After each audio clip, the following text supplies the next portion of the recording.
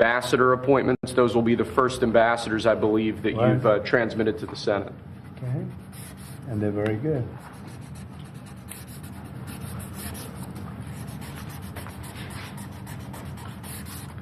Okay. Thank you, sir.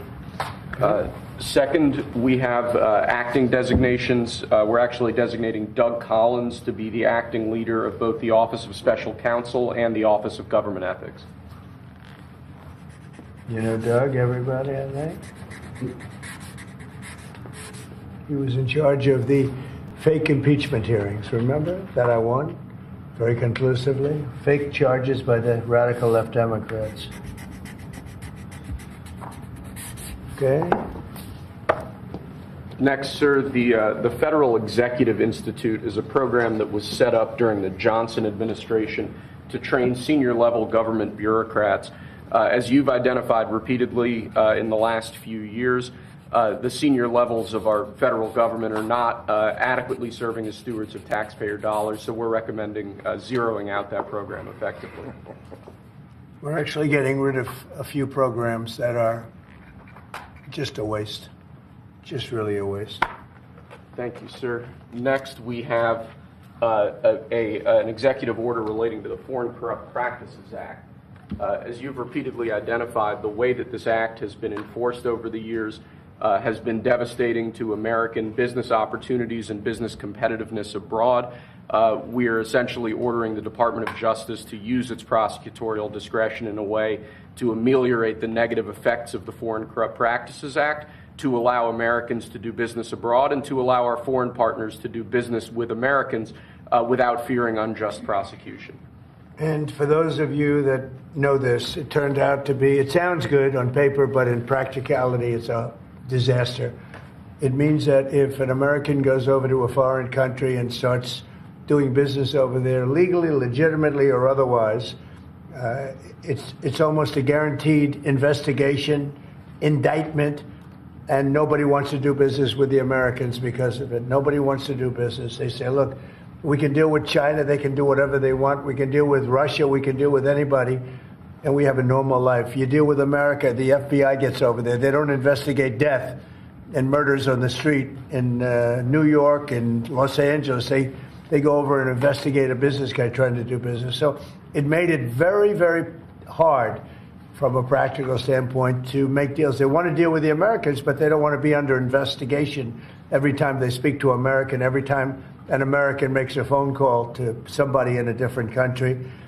It's a disaster for this country. And I guess it was a Jimmy Carter concept, and it sounds so good, but it's so bad. It hurts the country, and many, many deals are unable to be made because of it. Nobody wants to do business because they don't want to feel like every time they pick up a phone, they're going to jail. So we'll sign this, and it takes courage to sign it because you only get bad publicity when you sign it. It sounds so nice. The title is so lovely, but it's an absolutely horror show for America. So we're signing it because that's what we have to do to make it good.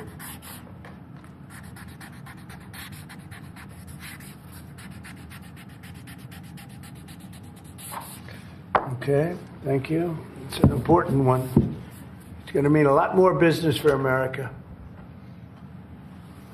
Okay. Thank you, sir. Next, this is an executive order relating to the use of paper straws. As you've consistently identified, nobody really likes paper straws. Number one trending. Can you believe it? A paper straw was number one trending for 3 days or something.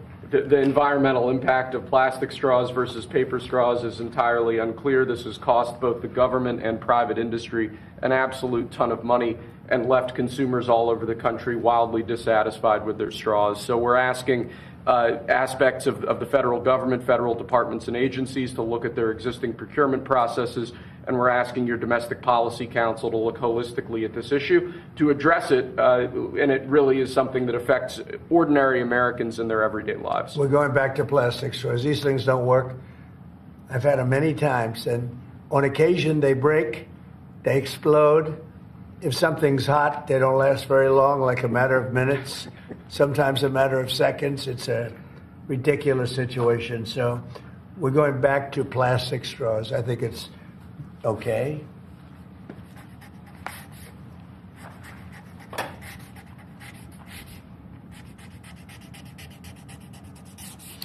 And I don't think that plastic's going to affect a shark very much as they're munching their way through the ocean. Okay. Thank you, sir. Next, we have a full and unconditional pardon for former Governor Rod Blagojevich of the state of Illinois. Good. It's my honor to do it. I've watched him. He was set up by a lot of bad people, some of the same people that I had to deal with. He wasn't quite as successful, but he had somebody that saw what was going on. I didn't know him other than I believe he was on The Apprentice for a little while. He was just a very nice person. He had a fantastic wife. She fought like hell to get him out. He was given a sentence of like 18 years. And it was a sort of a terrible injustice. They just were after him.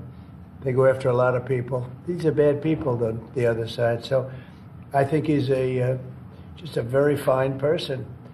And this shouldn't have happened, and it shouldn't have happened to him. And let him have a normal life and let him go out and do what he has to do.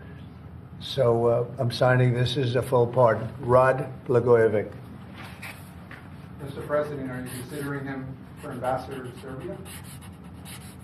No, but I would. I mean, he's now cleaner than anybody in this room. He got a pardon. He's cleaner than anybody in the room. Okay. Thank you, sir. Next, in 2018, you imposed ad valorem duties, tariffs on imports of steel at a 25% rate. Since that time, a large number of exclusions and exceptions to that tariff rule have been implemented. Because of the damage to the United States steel industry that those exceptions and exclusions have imposed, we're now, this order would reimpose that 25% ad valorem tariff rate on imports of steel, and it's presented for your signature now. Okay. Do you understand what that means? It's a big deal.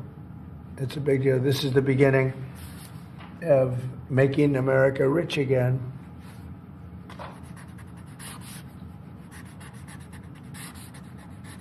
Mr. Secretary, do you have anything to say? As you know, Howard is Secretary of Commerce, doing a fantastic job. And what do you have to say about it? So when you imposed the tariffs the first time, right, you added 120,000 jobs. And since that time, it's been picked away and nicked away and excluded away, and we've lost 107,000 jobs. And remember, these aren't just general jobs. These are steel workers in America, and now you're going to bring them back. You're going to bring those 120,000 jobs back to America. You are the president who's standing up for the American steel worker, and I am just tremendously impressed and delighted to stand next to you. Mr. President, so let me just make a statement. And essentially, this is another way of saying we're doing a 25% tariff on steel and aluminum. So the failed American trade policies have led our once incredible United States steel and aluminum industries, once incredible, not now, but they're not bad. I saved them because of my first term, totally saved them. If I didn't do what I did, I put massive tariffs, not the highest level, but pretty massive tariffs. We took in a lot of money and we took in a lot of jobs, but we were being pummeled by both friend and foe alike. Our nation requires steel and aluminum to be made in America, not in foreign lands. We need to create, in order to protect our country's future, a resurgence of U.S. manufacturing and production, the likes of which has not been seen for many decades. It's time for our great industries to come back to America. I want them back to America. This is the first of many, and you know what I mean by that. We're going to be doing others on other subjects, topics. Protecting our steel and aluminum industries is a must, and today I'm simplifying our tariffs on steel and aluminum so that everyone can understand exactly what it means. It's 25% without exceptions or exemptions. And that's all countries, no matter where it comes from, all countries. If made in the United States, however, United States of America, there is no tariff, zero. So if it's made in the United States, there is no tariff. All you have to do is make it in the United States. We don't need it from another country. As an example, Canada. If we make it in the United States, we don't need it to be made in Canada. We'll have the jobs. That's why Canada should be our 51st state. We'll bring back industries, and we'll bring back our jobs, and we'll make America industry great again. So essentially, we're putting on a 25% tariff without exception on all aluminum and all steel. And it's going to mean a lot of businesses are going to be opening in the United States. Now, we're going to be meeting over the next 4-week period, maybe on a weekly basis, and maybe we'll do a couple of them at different times and maybe together. But we'll be talking about other subjects like cars. We'll be talking about drugs and pharmaceuticals. We'll be discussing chips, and we're going to be doing some other things in addition to that, all which will bring in a lot of jobs into our country. Cars is going to be a very big one and a very important one, and America is going to be stronger than it ever was before. Okay? So are you finished with everything, I think? We have aluminum still to sign. Okay, here, let's sir. go. So with respect to aluminum, similarly to steel, since 2018, a large number of exceptions and exemptions have been added into the law. This eliminates all of those and also increases the ad valorem tariff rate from 10 to 25%. Mostly the last part is the most important, right, would you say? Totally. So basically, this is aluminum, the same thing, no exceptions, no nothing. And it's going to bring our aluminum business back and may go higher. I mean, frankly, it may go higher.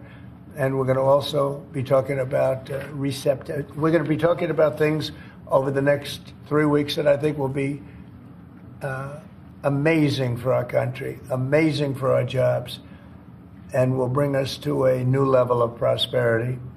And I think, frankly, our allies and our enemies all over the world expected this. They really expected it for years. They really expected it sometime during the Biden administration, but they didn't do anything.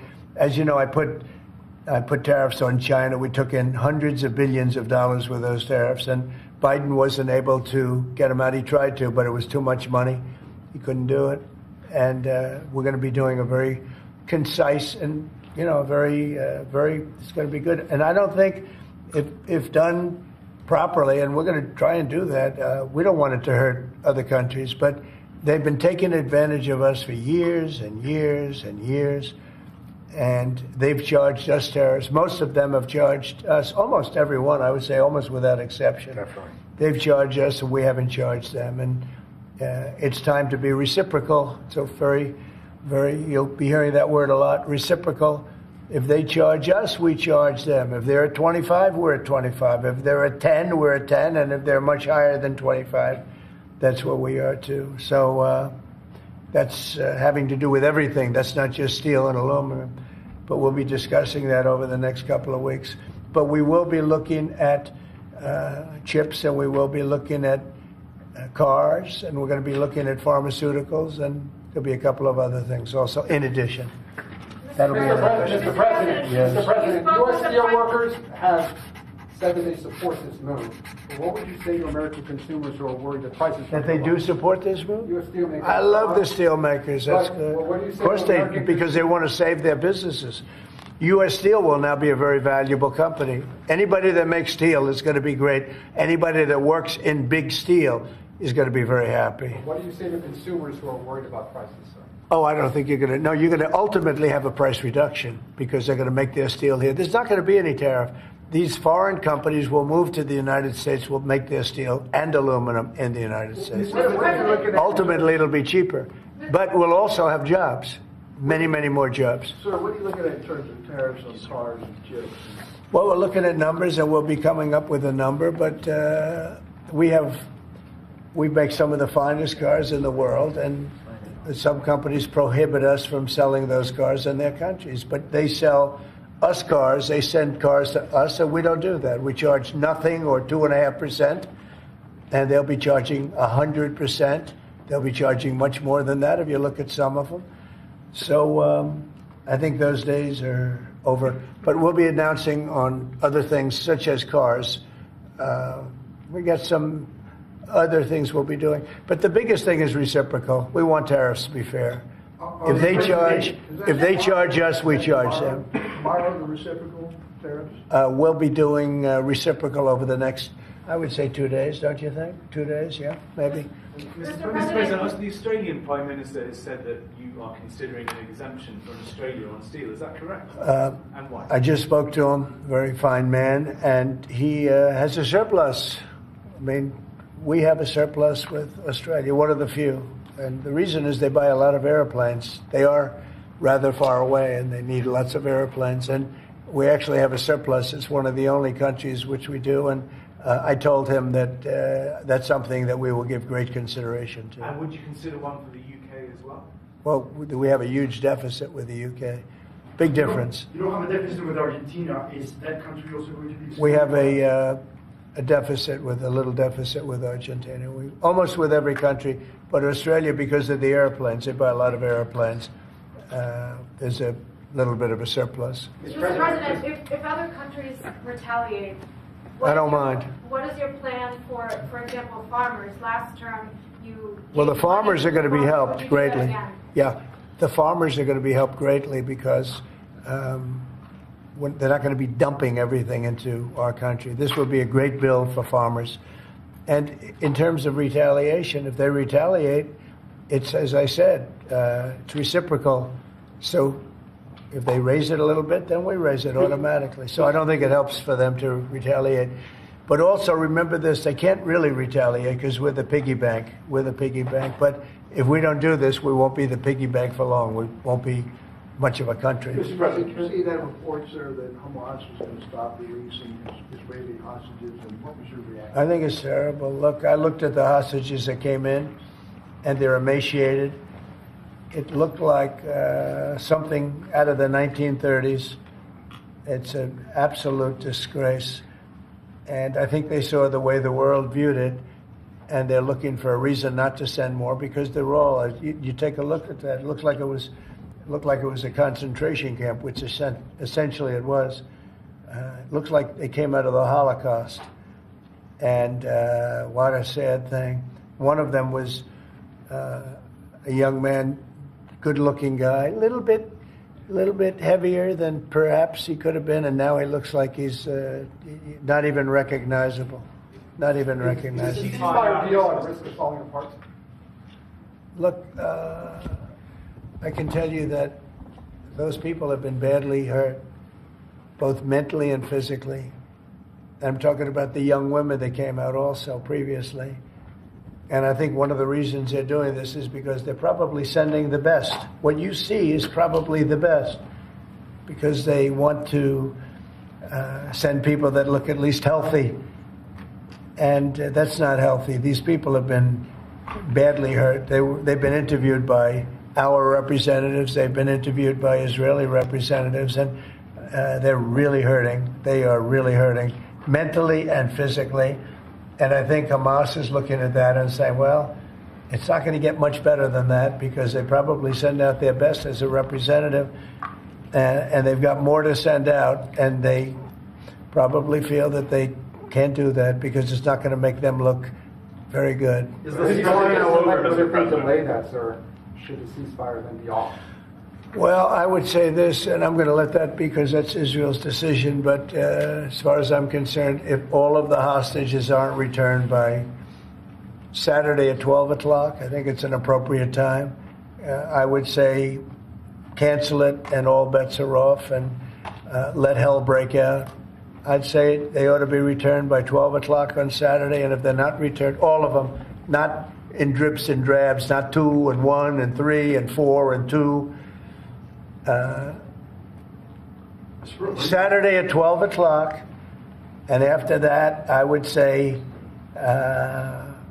all hell is going to break out. And I don't think they're going to do it. I think a lot of them are dead. I think a lot of the hostages are dead. I think it's a great human tragedy what's happened, how people can be that mean to do.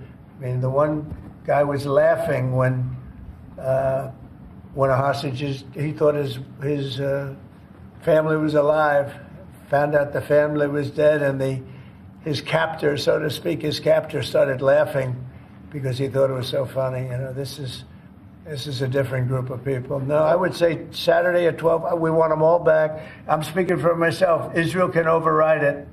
But from myself, Saturday at 12 o'clock, and if they're not here, all hell is going to break out. Mr. President, in an interview this weekend, you said that Palestinians would not be guaranteed the right to return to Gaza if the U.S. were to develop it. What did you mean by that? And we've spoken to a lot of Palestinians. They would love to leave Gaza if they could find a place to be. And I've spoken to various leaders of various countries in the not so, distant area from where we're talking about, the Gaza Strip. And I think they were very positive about providing land. What we need is land. And if we could build a nice place for people to live safely, everybody in Gaza would do it. They've been persecuted. They've been spit on. They've been treated like trash. And they would love to get out of Gaza. But until now, they never had an alternative. Now they have an alternative. And as far as Hamas is concerned, you're seeing the real Hamas now with the hostages. Mr. President, what if it Yeah. doesn't mean? on Gaza, you have the... Who are you, from where? The Wall Street Journal, sir. Yeah, that's what I The Jordanian leader is coming in to see you. Yeah. Folks in Jordan have expressed Tomorrow. opposition to taking in more Gazans, more Palestinians. How do you going to convince him to do otherwise? I think he'll take. I do think he'll take, and I think other countries will take also. They have good hearts. I think they'll take. But what about the Palestinians who just won't leave? Our team has spoken to many. They're all going to leave when they have a place that's a better alternative. When they have a nice place that's safe, they're all going to leave. It's a hellhole right now. But how are you so sure? Would the U.S. force them to leave? You're going to see that they're all going to want to leave. Mr. President, when it comes to Saturday at noon, are you, there's an American hostage who's still being held by Hamas right now? Are you worried about Look, who knows? Are they alive? Are they not alive? But I saw the condition. When I saw the condition of the last ones that came out, and the women too, everybody. The one woman had her hand blown off because she was trying to stop a bullet being fired at her, okay? What kind of a situation is that? You saw her.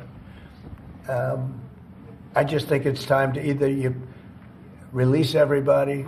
They're not going to be alive right now, based on what I saw over the last 2 days.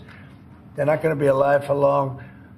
Saturday at 12 o'clock, and after that, it's going to be a different ballgame.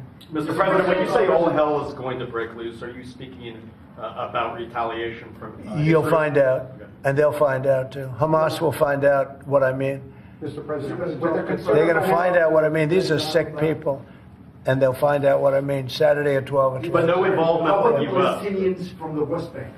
Are they going to be relocated too? What's Well, your position right on the now, West no. Bank? Right now, they're there, and I assume they want to remain there. It's different. They're there. It's never been like what we're talking about with the Gaza Strip. So they're going to continue there? You have No, I have no plans there. Mr. President, regarding the Consumer Financial Protection Bureau, Democrats, including Elizabeth Warren, have said that by freezing it, it's giving big banks and giant corporations the green light to sue families. Your response? Pocahontas, the faker. That was set up to destroy people. She used that as her little personal agency to go around and destroy people. And she's a fake. Just like she said she was an Indian, and she wasn't an Indian. You have more Indian blood in you than she has. She went to college based on the fact that she was an Indian. She got jobs based on the fact that she was an Indian. She's a fake. That was set up to destroy some very good people, and it worked. I mean, it worked. A lot of great people. I'll tell you, before I ever heard the term, people would come up to me in the Midwest and areas that say, "Sir, I'm being destroyed by them." They use that to destroy people. She's a nasty woman. She's a really nasty woman, despite her phony beer commercial. We did the right thing. That was a very important thing to get rid of. Can you confirm? And it was also a waste. I mean, number one, it was a bad group of people running it, but it was also a waste. If you looked at when she really ran it, wow, that was a vicious group of people. They really destroyed a lot of people. And you can confirm it's your goal is to have it totally eliminated, I the would agency? say, yeah, because we're trying to get rid of waste, fraud, and abuse. what's next? And didn't I hear that somebody made like $38 million or something running a little agency? What was her name? What was her name? And what did she do? And what was that all about? All the money that she made? Does anybody know? Okay. Yeah, Brian, go ahead. Good to see you. The latest CBS poll has your approval ratings at an all-time high, despite all these controversial subjects and executive orders that you're doing. I want to get your thoughts on that, how you've really connected to mainstream America. Yeah, I have high approval ratings because I'm using common sense, whether it's getting men out of women's sports. I mean, have you seen what goes on with the boxers and with the weightlifters and with the swimmers and everything? It's so ridiculous. And I think it's a 90% issue. And, the amazing thing, the Democrats are still fighting for it. It's crazy. It's crazy. I think we should go to Congress also, have that cemented and, make it indelible. But it's, to me, it's all common sense. Who wants an open border where prisons are dumped into our country, where prisoners are let into our country, many of whom are murderers, many of whom murdered far more than one person, and they're now roaming our country. Who wants that? I mean, it's terrible. Steve, I'd like you to say a couple of words about it.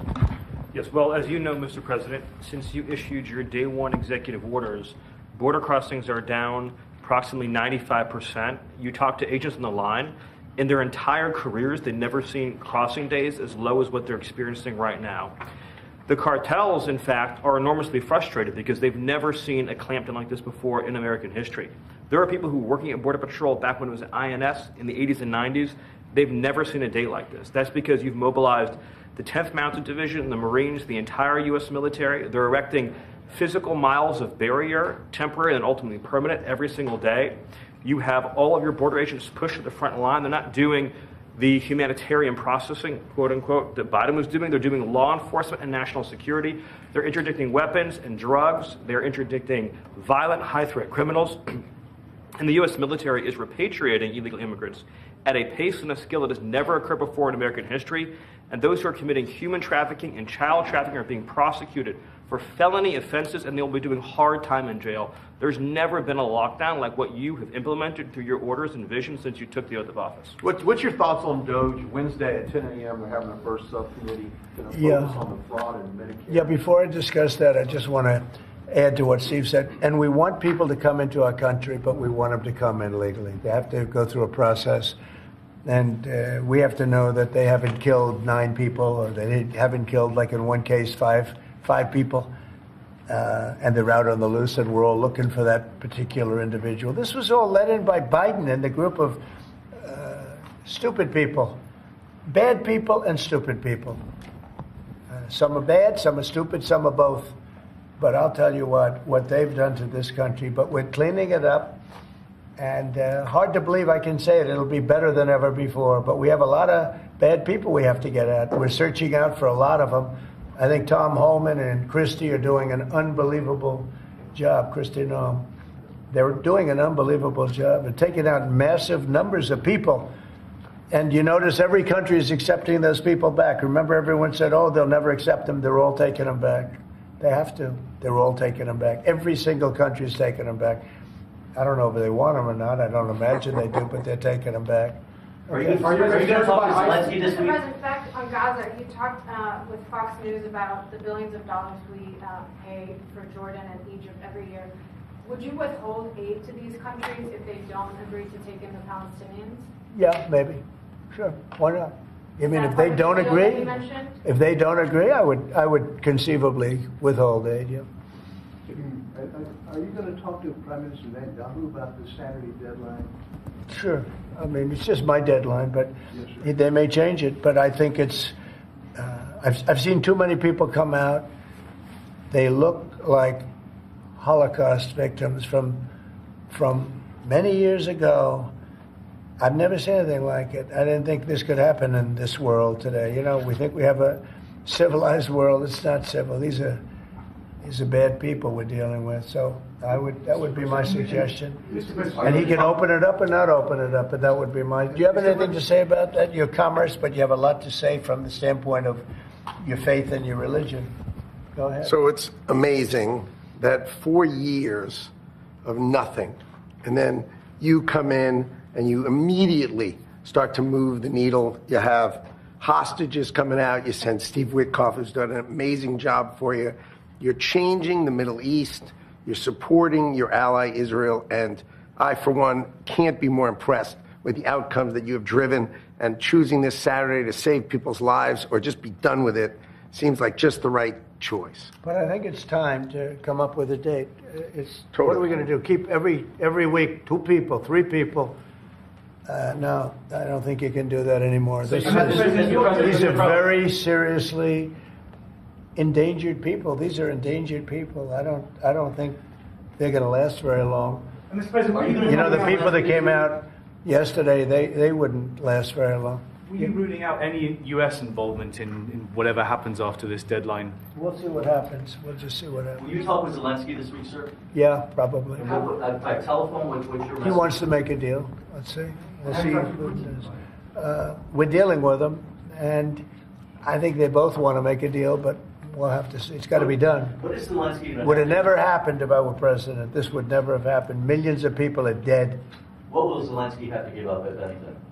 We'll talk about that later. Because your reaction to a judge today continuing a pause on the buyout program for federal workers? Well, I don't know how you can lose a case like that. We're talking about people, everybody. I got elected on making government better, more efficient, and smaller. And that's what we're doing. And I think it was a very generous buyout, actually. Also, if people don't show up to work, we have a right to fire them.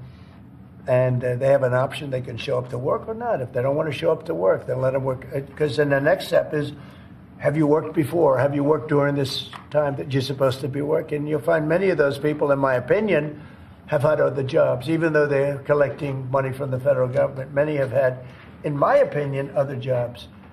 And if they did, that's a big problem. If the buyouts are blocked in court, will you instead pursue layoffs in federal departments? I don't know how they can do. This is free will. This is a buyout where people, they were offered a good deal. Many people have taken that, as you know. But, many of those people, and we talk about reporting to work, right? I happen to be a believer that you have to go to work. I don't think you can work from a home. I don't know. It's like there's a whole big, you can work from home. Nobody's going to work from home. They're going to be going out, they're going to play tennis, they're going to play golf, they're going to do a lot of things. They're not working. It's a rare person that's going to work. You might work 10% of the time, maybe 20%. I don't think you're going to work a lot more than that. And I think they have an obligation to work. And they have an obligation not to have a second job when they're supposed to be working for the federal government. You're going to find that a lot of these people had second jobs instead of working they'll be collecting a federal government check and they'll be working 2 jobs. And that's big trouble for them. You've said a lot about South Africa in the last 2 weeks. Yeah. It's hosting the G20 summit this year. Are you planning to attend this, or are you skipping it and telling your cabinet to not? Well, we'll see what happens. But the South African situation is very, very dangerous and very bad for a lot of people. There's tremendously bad things going on, including the confiscation of property, and worse, much worse than that. You know what I'm talking about. And we're not making any payment until we find out what's going on in South Africa. Yes, what's next for General Kellogg going to Ukraine this week, sir, soon? Yeah, it is. Keith Kellogg. General Kellogg is an excellent guy, and he's spending time doing various things. We have numerous people working on numerous different problems. When I left office, wasn't long ago, a little more than 4 years ago, we had no wars, we didn't have problems. Now we got the whole world is blowing up, but we'll put out the fires. You've been talking to Vladimir Putin. Are you trying to set up a meeting with him? Well, I can't tell you what I'm talking about, but we are talking as a group also. I think he'd like to make a deal, but it takes 2 to tango. And so, you can't give us any more clarity on whether you personally have spoken to him. I don't want to talk about it. No, I don't want to talk about it. It's not going to help you to know. But we would like to get a deal done if possible, only because, in my case, save lives. We're much further away. Remember, we have an ocean separating. They don't. Europe should be paying what we're paying. And Europe has done it more in the form of a loan than with us. We just give it. Biden gives it because he's not a smart individual, not a very smart individual. We have people over there today who are making a deal that as we give money, we get minerals and we get oil and we get all sorts of things, because why are we doing this? And all this money, we're in for maybe 350 billion and Europe's in for 100 billion. And Europe's in really as a form of a loan. In theory, they get that money back. In theory, they get interest on their money. It's a whole different ballgame. And Biden is the one that started doing this. Every time Zelensky came here, he walked away with 60 to 100 billion dollars. I think he's one of the greatest salesmen who have ever lived, by the way. Can you discuss your intentions with the Kennedy Center, which you're now board chair of? So we took over the Kennedy Center. We didn't like what they were showing and various other things. And I had a lot of the board members already, as you know, and we have some that will be replaced. But we have, I guess, a whole new group of people going in. I have Rick Grinnell, who's got some experience in that world. He's very good. Going to be handling it on a temporary basis. I think he'll do a great job, but we're going to get some great professionals. I'm going to be chairman of it, and we're going to make sure that it's good and it's not going to be woke. There's no more woke in this country. This woke has cost us a fortune and cost us our reputation, but the reputation's coming back very, very rapidly. Thank you very much, everybody. Thank you. The penny, guys. The penny is gone. Go. Penny's gone. Is the nickel next? What about the dime? What about anything? Good luck. The penny is gone. The penny cost this government a lot of money. Thank you, guys. Thank you very much. Thank you. Thank you. Thank you. Thank you. Thank you, guys. Thank you. Thank you very much. Thank you.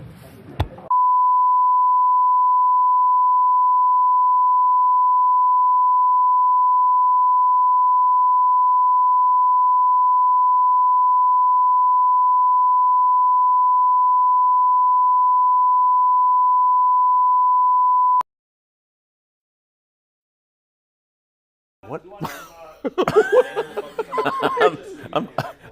You're fucked, dude. I'm fucked. If he loses, I'm fucked. It does seem that way. You can't just be like, yo, Yeah, I'm like, how long do you think my prison sentence is going to be? Do you think? Will I see my children? I don't know. Because it's not like you can say, well, yeah, I maxed out to him, but, I get... I have no plausible deniability.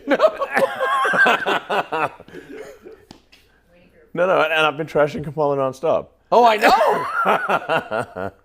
Well, the Kamala puppet, I call her. The machine that the Kamala puppet represents. Yeah, she's irrelevant. I mean, she's not even. No. I made a joke which I realized I deleted, which is like nobody's even bothering to try to kill Kamala because it's pointless. What do you achieve? Nothing. No, it's totally just find right. another puppet. Exactly. That's. It's no point in killing. It's deep and true, though. Nobody's trying to kill Joe Biden. It would be pointless. Totally. You actually put that up? Yeah. Now, some people interpreted it as though I was calling for people to of course. assassinate her, but I was like, nobody even, I was like, doesn't it seem strange that no one's even bothered to try? It's not worth it. I mean, there's an endless supply. Yeah, like nobody would. It's absurd. It could be anybody. Yeah. Nobody's gonna try to. Nobody tries to assassinate a puppet. Of course not. A marionette. Yeah, marionette. It's just like, It's hilarious. Yeah. What? She's safe. Like, I like to try to kill Trump twice with actual guns and bullets. Oh yeah. He shot in the air right in fucking Butler where I was. And he doesn't seem rattled. It's weird. Does he to you? It doesn't seem what? Rattled. He has the constitution of an ox, it seems. It's not like working out and eating healthy. And he's... Okay, we gotta tape this. Yeah, we're good. Oh, good. Yeah. So he's not like, let me eat another salad. That's not... No. Or work out, fastidiously. That's I feel like hell he doesn't work out and he eats, cheeseburgers and Diet Coke and stuff. and because I think it just inherently has a strong constitution. So, and you were just with him. He didn't seem like a man who'd been the subject of 2 assassination attempts. No, he seemed of sound mind and body and strong backbone. Did you? I mean, that's what I said in the thing. Which, yeah. The remarks I made there were impromptu. There was no teleprompter or anything. I was speaking extemporaneously. Are you the only rich guy who doesn't have like a media consultant? No, I don't. Media consultant. Yeah, no, I've noticed. Obviously. Yeah. I mean, no, I just thought about what I want to say, and I just spoke off the cuff. No teleprompter, nothing. Good for you. Yeah. I can talk. Just look like now. I'm just talking. Look at me. Wow, amazing. Can you believe it? I can talk without a teleprompter. That's crazy. But if he loses, it's going to be hard for you to pretend you never supported him. All in. In the deep end. Yeah, no, you are definitely in the deep end. You cannot touch bottom. No, I'm like rolling around. I'm like a pig in mud. I'm like, it's all in, baby. Is it fun? Yeah, it's pretty fun. How hard? I mean, there may be some, in the hopefully unlikely event that he loses, there may be some vengeance on me. Were you kidding? I mean, it's possible. It's possible? You've got to be one of the biggest government contractors. We do essential work for the government. Yes. Yeah, but it's not like, we do useful, essential work. Right. That we compete for and win contracts on because our product is much better and costs less. That's why we get government contracts. No, I know. and I mean, if you take, for example, the NASA contract to transport astronauts to and from the space station, NASA awarded 2 contracts at the start, one to Boeing and one to SpaceX. Boeing was awarded twice as much as SpaceX. SpaceX has done all the astronaut transport from the space station, and Boeing has only done one transport of 2 astronauts to the space station, and we had to bring them back. Boeing got twice as much as SpaceX. There's this total misunderstanding that my companies have been subsidized and supported by the government and get all these, and it's like, do you really think that a Biden administration is going to subsidize me? Probably not. Are you kidding? No. In fact, they take away every contract they possibly can. So, for example, there was the FCC contract to $42 billion for providing rural broadband. Yes. Okay. We actually first said, look, we think there shouldn't be any subsidies, so we recommend that this program just not exist. But since you're insisting that it exists, we will compete, and we have better products. So we won, I don't know, about a quarter of it, which would have included the devastated areas like North Carolina and stuff, and the FCC took it away illegally. They just voted. 3 out of 5 commissioners voted away and said, even though you want it, we're rescinding it. On what grounds? And do you know how many people they've connected? How many? 0. So, you think that was political? Well, the 3 Democrats voted against it, right. And the 2 Republicans voted for it. So you tried to get Starlink. Yes. Into North Carolina, into Western North Carolina, the areas devastated by the hurricane. We have got it. It is in there, and it is the primary means of communication in the devastated areas. You had conflict with Buttigieg over this. Well, I raised I said, look, we had delivered. We've been delivering Starlink terminals there for a while, and obviously some people already had them since they just private individuals had Starlink there already. We delivered really thousands of terminals and got all the way up to the areas where they wouldn't let us go any further, and then we were like, okay, we're going to send helicopters in and find people who are stranded and give them Starlink terminals, which I think is a nice thing to do. Okay. They wouldn't let us land because there was an FAA notice to M and NOTAM that said in order to land, you have to know who you're going to meet with to land. Now, the problem is we're trying to deliver internet communications. People don't have internet communications. We don't know who they are, but then they can't reach us because they don't have communications. Do you see the catch-22 here? Yes, I do. Insane. So it's obviously impossible for people who don't have internet communications to let us know who they are because they don't have the internet. Yes. Yes. And so... did you explain this to the federal government? Yes. What did they say? They fixed it. How was Buttigieg when you talked to him? He was actually good. So I want to be Yeah. I want to give Buttigieg some credit here. Yes.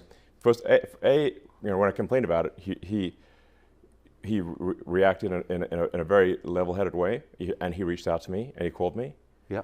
And we discussed the issue, got to the bottom of it, and he fixed it. Good. So credit to Buttigieg. Yeah. Well, and to you for pushing it. Yeah. I mean, so, but as soon as he was aware of the problem, he fixed it. Well, you publicized it too on it. Yeah. As soon as you shamed him. Well, but I do want to give credit where it's due. Yeah, no, amen. So. I agree completely. So, but back to the original question, about the potential consequences if, having gone all in, this doesn't work. Yeah. I mean, you had to have thought about this long and hard before you did it. What was your thinking? I mean, my view is that if Trump doesn't win this election, it's the last election we're going to have. The Democrats, the Dem machine, has been importing so many people, bringing in so many illegals, flying in with this like CBP border app thing that nobody even knew about, like secret program. That's illegal, basically. It's illegal, but there's no action by DOJ to actually to stop it from happening. They're transporting large numbers of illegals to swing states. If you look at the numbers, these are the numbers from the government website. So, like from the Democrat-administered government websites. Like, where do you get this data? From the government website that is run by Democrats. And there are triple-digit increases in illegals to all the swing states. And in some cases, it's like 700% over the last 3 years. Now, these swing state margins are, sometimes 10, 20,000 votes. So what happens if you put, hundreds of thousands of people into each swing state? And when somebody is granted asylum, they are fast-tracked. They can get a green card, and then 5 years after the green card, they can get citizenship and they can fully legally vote. And when they do so, they vote overwhelmingly Democrat. And sometimes I get this rebuttal of like, well, a lot of them, their social values don't align with sort of the far left sort of woke ideology. Yeah. I said that's true, but that's not their top priority. Their top priority is getting their friends and family also to the United States. And the Dems also issue all these programs, these sort of handouts, essentially, that make them beholden to the Democratic Party. So they vote Dem. That's what happens. So my prediction is if there's another 4 years of a Dem administration, they will legalize so many illegals that are there that the next election, there won't be any swing states. And we'll be a single-party country, just like California is a single-party state. It's a supermajority Dem state in California. Because of immigration? Yes. California was fairly reliably Republican. Bill Clinton lost California in '92 and won West. Yes. So there was a 1986 amnesty. Yes.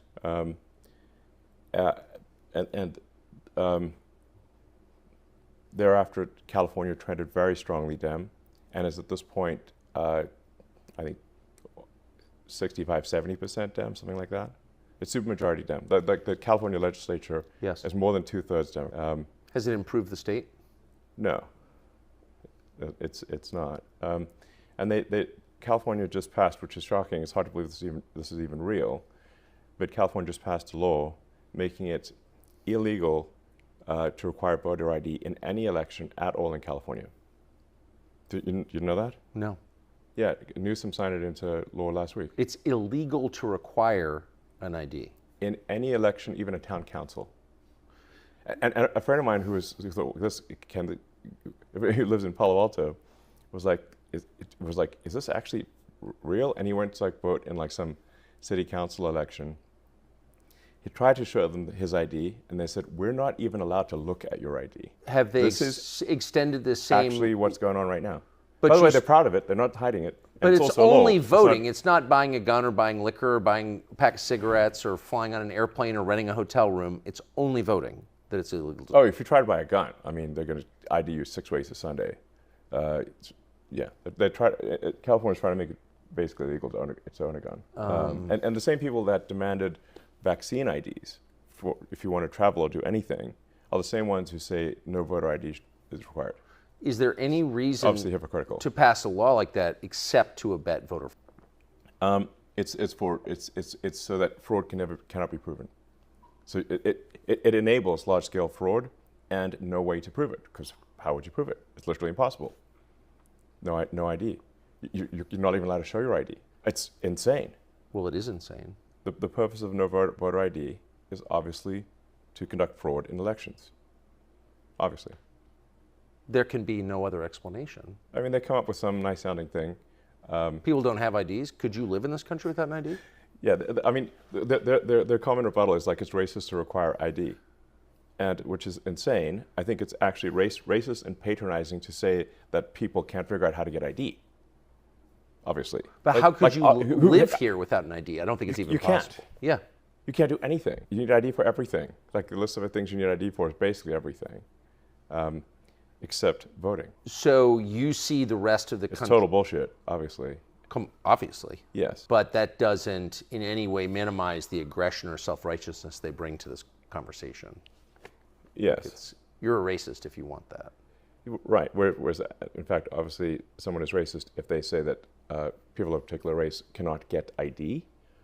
That's patronizing and racist. That's absurd. Yes. You know, it's like when the governor of New York said people in the ghetto don't know how to use computers or something like that. I mean, like, super out of touch. Yeah. So it's like, hello. So there's a really clear template. Maybe she doesn't know how to use computers, but they do. Obviously. I don't think Hochul could use a computer. Yeah, I don't think she's not qualified intellectually. Yeah, no, probably not. But not everyone in New York is as dumb as Kathy Hochul. I think that's true. Yeah. So you see the other 49 states becoming California if the machine wins? Well, you don't need all 49 to go that way. You just need enough to have the election, have there not be swing states. I mean, there are only 6 swing states. Yep. So there are only 6 states out of 50 right now that are in contention. So if those 6 states that are in contention by narrow margins are no longer in contention, then the only contest will be for who wins the Democratic primary. That's how it is in California. That's how it is in New York. There's no party versus party situation. The only contest is who wins the Democratic primary. And as we've seen with the appointment of Kamala, who no one voted for, even in the Democratic primary. Yes. Where's the democracy here? Well, it's easier though. I mean, it's just that the Dem Party elite just decides who is in charge. That's a tiny oligarchy, basically. Comprised of. That's not democracy. The richest people in the country. That's kind of the interesting part to me, is that the richest people in the country are on board with this. I mean, that's what it is. It's a collection of billionaires. Well, right? most of them are, yeah.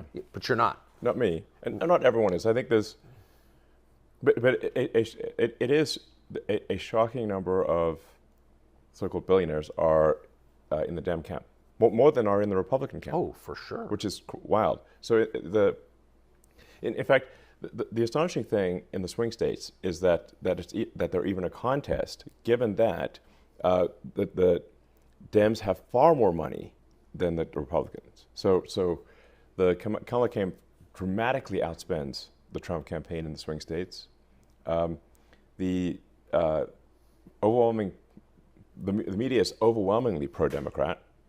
So you've got the press is a Dem cheering squad, so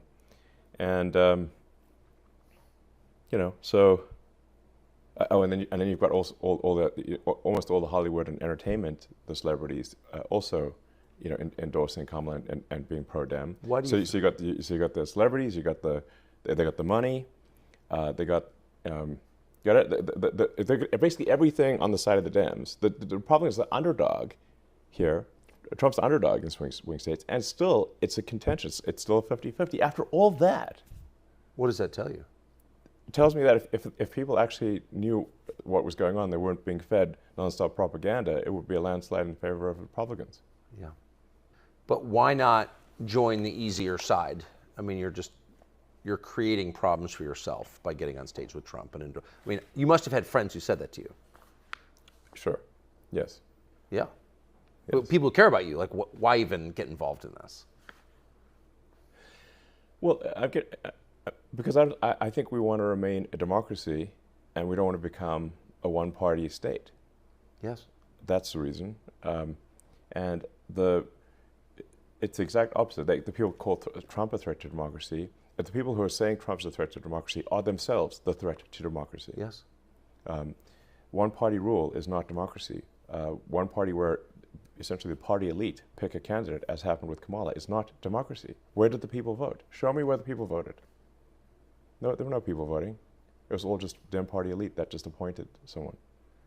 And when the Biden puppet, when the pro-Biden puppet's ratings sagged, they knocked him in the back immediately and just tossed him out and put a new puppet on. That's exactly what happened. Tell me I'm wrong.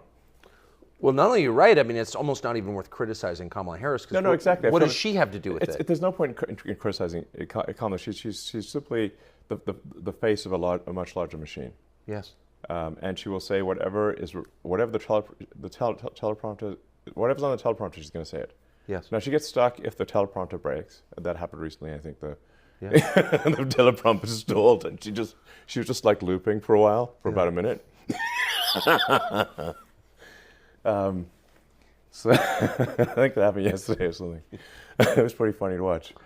But she'll just say whatever words are on the teleprompter. So, it's really whoever controls the teleprompter is the actual sort of, that's who's actually in charge. And who is that, do you think? Well, I've tried to pin it down. It's not like any one kind of mastermind. It's not like, it seems to be, it's like Kamala's sort of a marionette with, 1,000 puppet masters type of thing. Like or maybe it's somewhere north of 100 is what it seems like. Yes. I bet you know 80 of them. I probably know most of them. Yeah. Yeah. So, I mean, just by virtue of your job and what you've been doing for the last 30 years, I mean, you just, and I should say, I think you voted for Biden. I'd like to see a matchup of those, call it the top 100 puppet masters on the Epstein client list. Do you think there's some overlap? Strong overlap. Strong overlap. When are we going to see that list, do you think? I don't know. It's mind-blowing that they've not tried to prosecute even one. Not even the worst offender on the Epstein client list. They've not even tried to prosecute even one. That's insane. Well, because they have a lot of diabetic grandmothers who were outside the Capitol on January 6th. They're kind of occupied. Yeah, they've put like whatever 500 or 600 January 6th protesters in prison, and not one person on the Epstein client list. Will that ever come out, do you think? I think part of why Kamala's getting so much support is that if Trump wins, that Epstein client list is going to become public. And some of those billionaires behind Kamala are terrified of that outcome. Yeah. Do you think Reid Hoffman's uncomfortable? Yes. And I only ask that because you just look at them and you're like, that's a nervous person right there. I don't know. I mean, I assume you know them. Yeah. Yes. Reid Hoffman was my vice president of business development at PayPal. Yeah. 24 years ago. Does he seem nervous to you? Yeah. I mean, he's terrified of a Trump victory.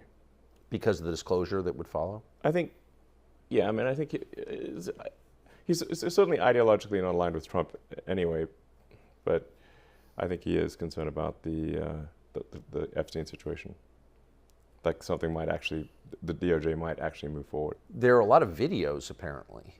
Those rooms on the island, and I think out in New Mexico, were wired for video. Right. And where's the video? I mean, between Diddy and Epstein, it's good. There's probably several thousand hours of footage here. Yeah. Yeah.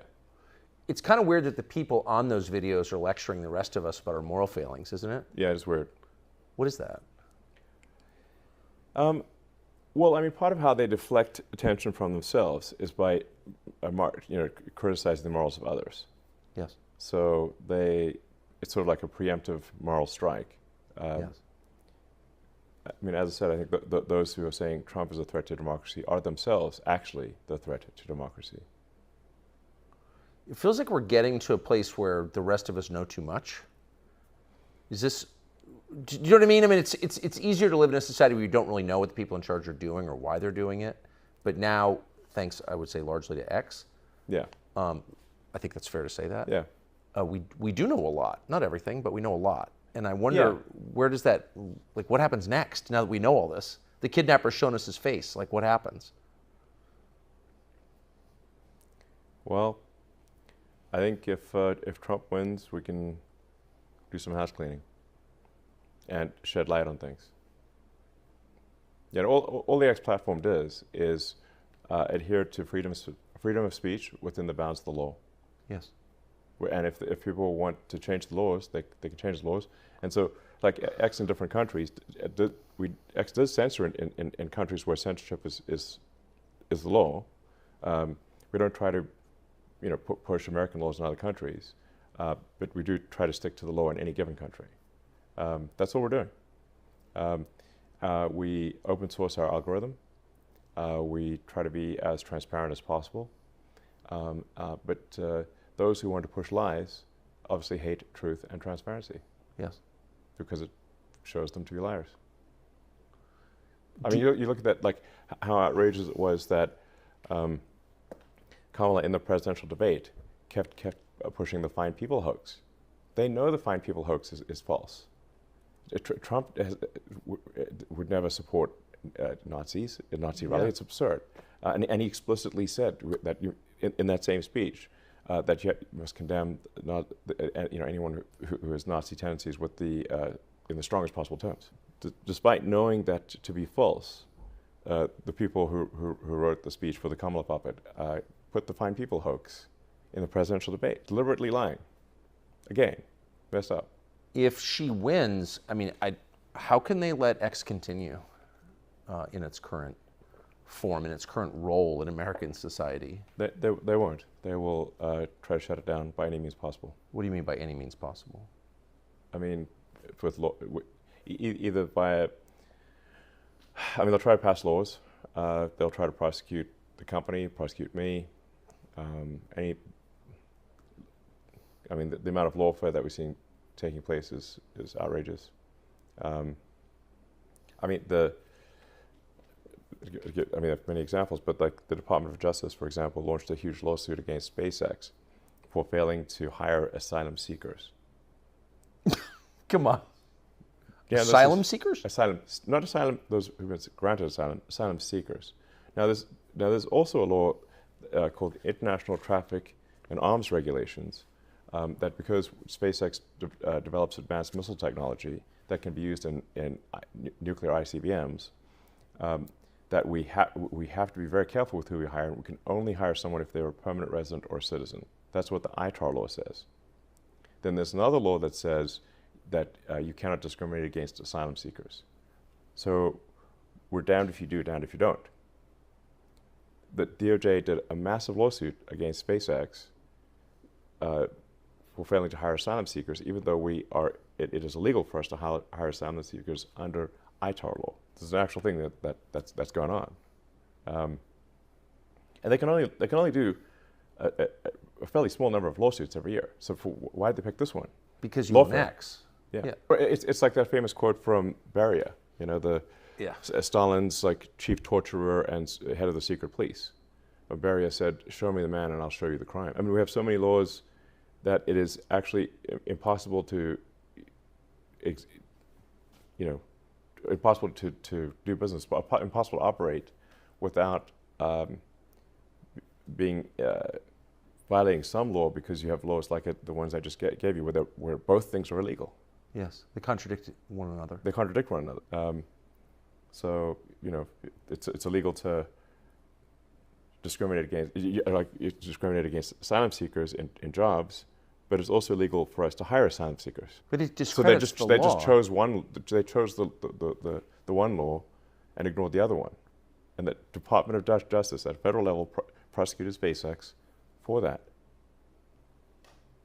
What do you think? It's mad. Well, it also discredits the idea of law, which some of us Yes. want to take seriously. Absolutely. This affects both the perception of American justice and the reality of it. Yes. So, no, I'm actually a big fan of the American justice system, and I think on balance, we've got still have an excellent judicial system. We still have judges that care about the letter and intent of the law. I mean, not just the letter, but also the intent. But something that people should be concerned about is that there's an increasing movement to place activists as judges. This is, if you look at who did the Biden administration confirm as federal judges, and who've been confirmed at the state level in sort of foreign states, increasingly it is not judges who care about justice, or they don't care about following the law. They care about social justice, not justice. Right. What they call social justice. Activists as judges. Now you've got a real problem. Do you think if that continues, we will not have a real justice system. Or a real country? Yes. I mean, yeah. But again, your purchase of X has been, I think it's fair to say, even if I hated it, I would say this because it's true, it's been pivotal in American politics. Yeah. And in American society. Do you think they could shut you down if the Democrats continue to hold power? They'll unequivocally try. Yeah. Yeah. And if they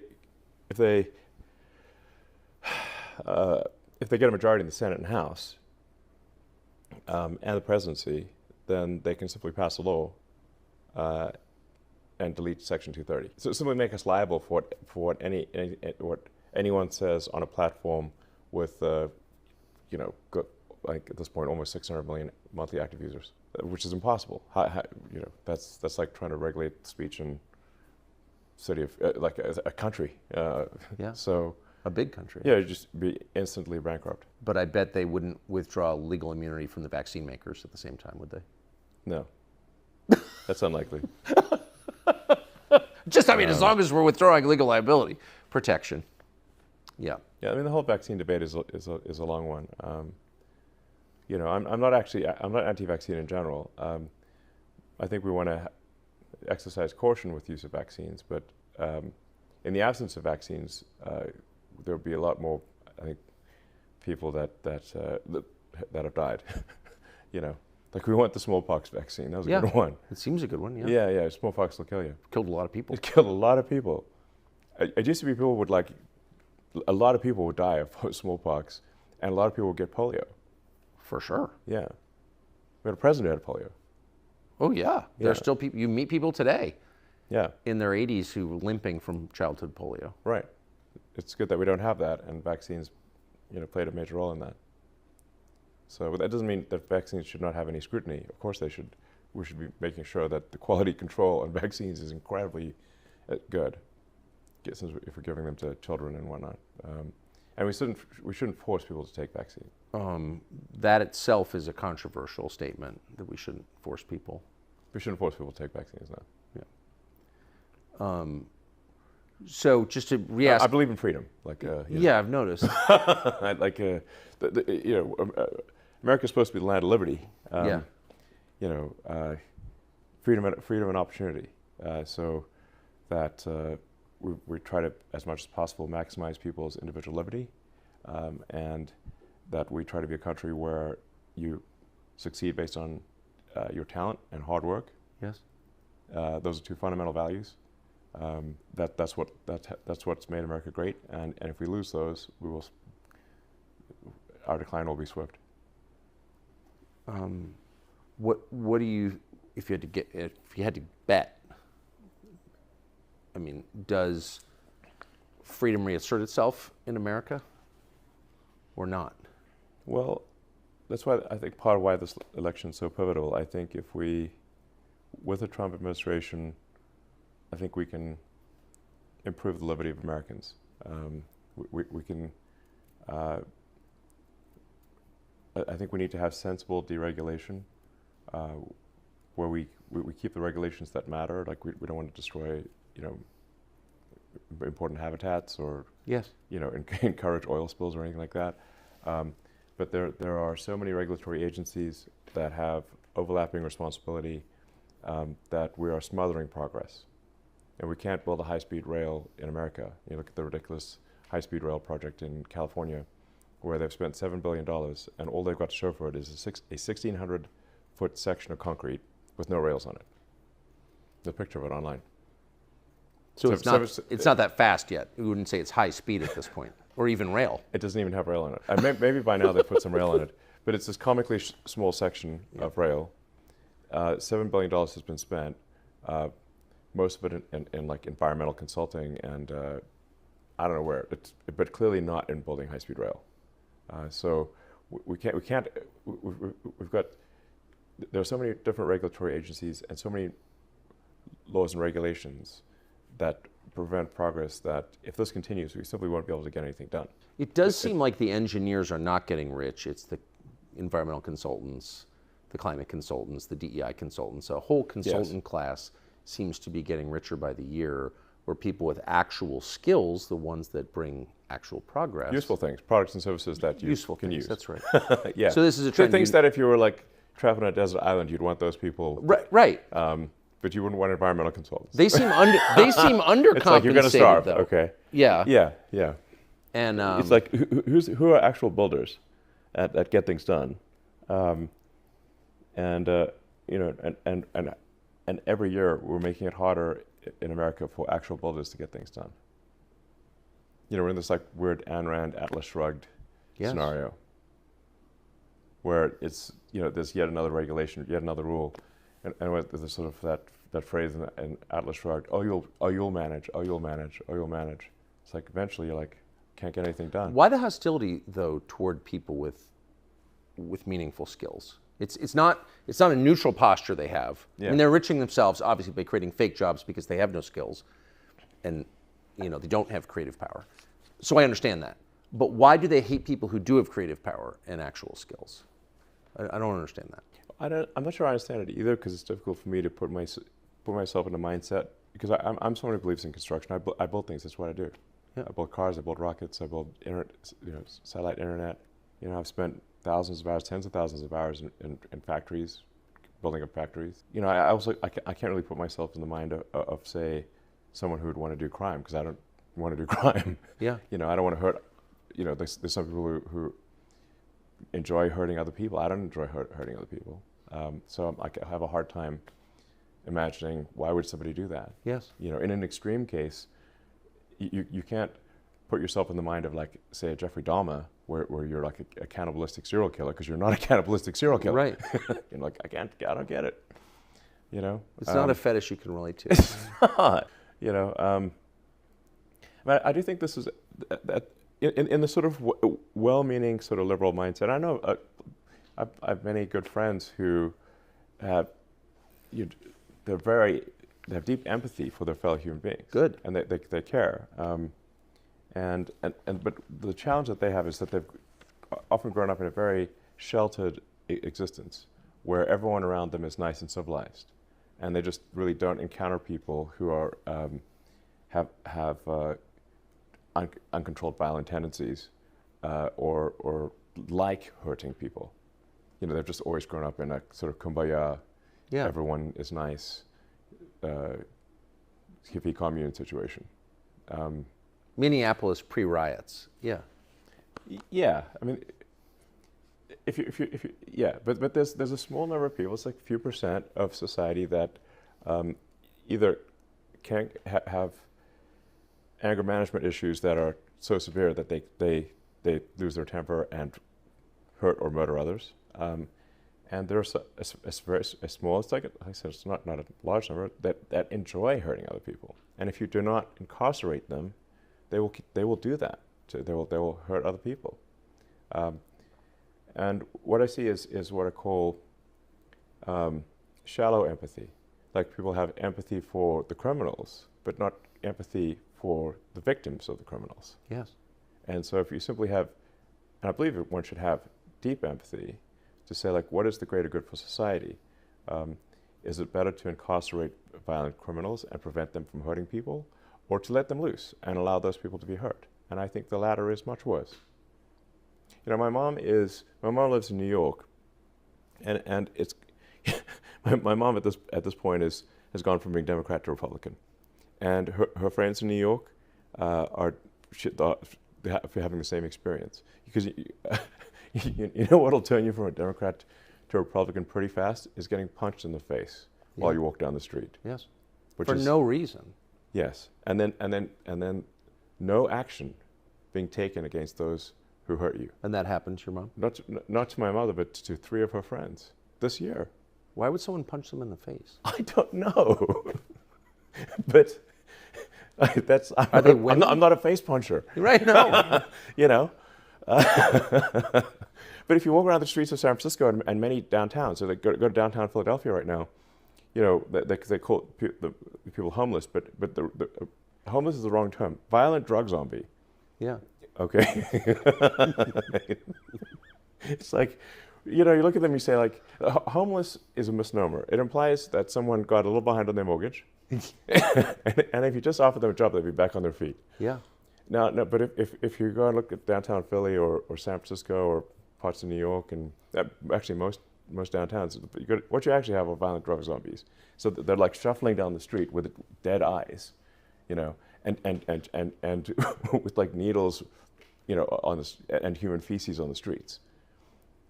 I mean, you've been to downtown SF, right? Have you seen this? Oh yeah, I was born there. Yeah. Yeah.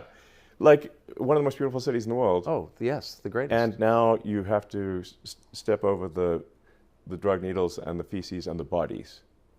Like one couple I met, the final straw for leaving San Francisco was they came home one night and there was a dead body in front of their garage. They couldn't get their car in, couldn't park their car. Because the corpse. And yeah, there's no street parking. They're like, because there's a corpse in front of the garage, and they don't want to move the corpse, you know, because like, well, you know, you're like, maybe they need to like figure out why the guy died or something, you know. That's the space. That's liberal compassion, though. They're in a bit of a quandary because they got no place to park a car, and they feel that they shouldn't really move the dead body. So they called 911 and said, "There's a dead body outside our house," and they said, "Well." The 911 San Francisco says, "Well, are you in danger right now?" It's like, "Well, no, he's dead." He's pretty sure he's dead. They're like, "Okay, we'll send someone tomorrow to pick up the body." Like, what do you mean tomorrow? So they're like going in and out of their house while there's a dead body outside right in front of their house, you know, and it took them like 24 hours or something like that to eventually pick up the body, and they're like, "How with this? We're leaving."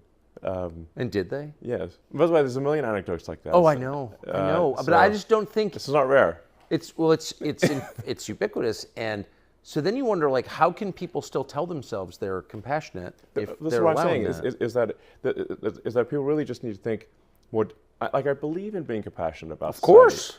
I believe that we should care about our fellow human beings. I think this is a good thing. Of course we should not be selfish and not care about others. We should care about others, but we should just care about others, all things considered. Like I said, care not merely just about the criminals. It's just one layer deep. You should also care about the criminals' victims. Yes. Yes. Well, especially the criminals' victims. Yes. Innocent people who get attacked and killed. So, I mean, I got so many anecdotes. I mean, you know, like about a year ago, there were 3 Twitter employees who were just leaving the building and walking down Mark Street in San Francisco. Mark Street used to be a beautiful, wonderful street. Of course. Obviously it's called Market Street because that's where the market was. Right. Now it's boarded up shop windows and stuff, and they were chased by a guy with an axe. Who wanted? They outran him, and they reported, "Hey, there's a guy with an axe who tried to kill us with an axe." The police did nothing. That guy with an axe subsequently murdered 2 people. With an axe? With the axe. Because eventually he's going to find somebody he can outrun. And he did. So what I'm saying is, if you don't stop axe murderers while they're attempting to axe murder, eventually they will succeed in axe murdering people.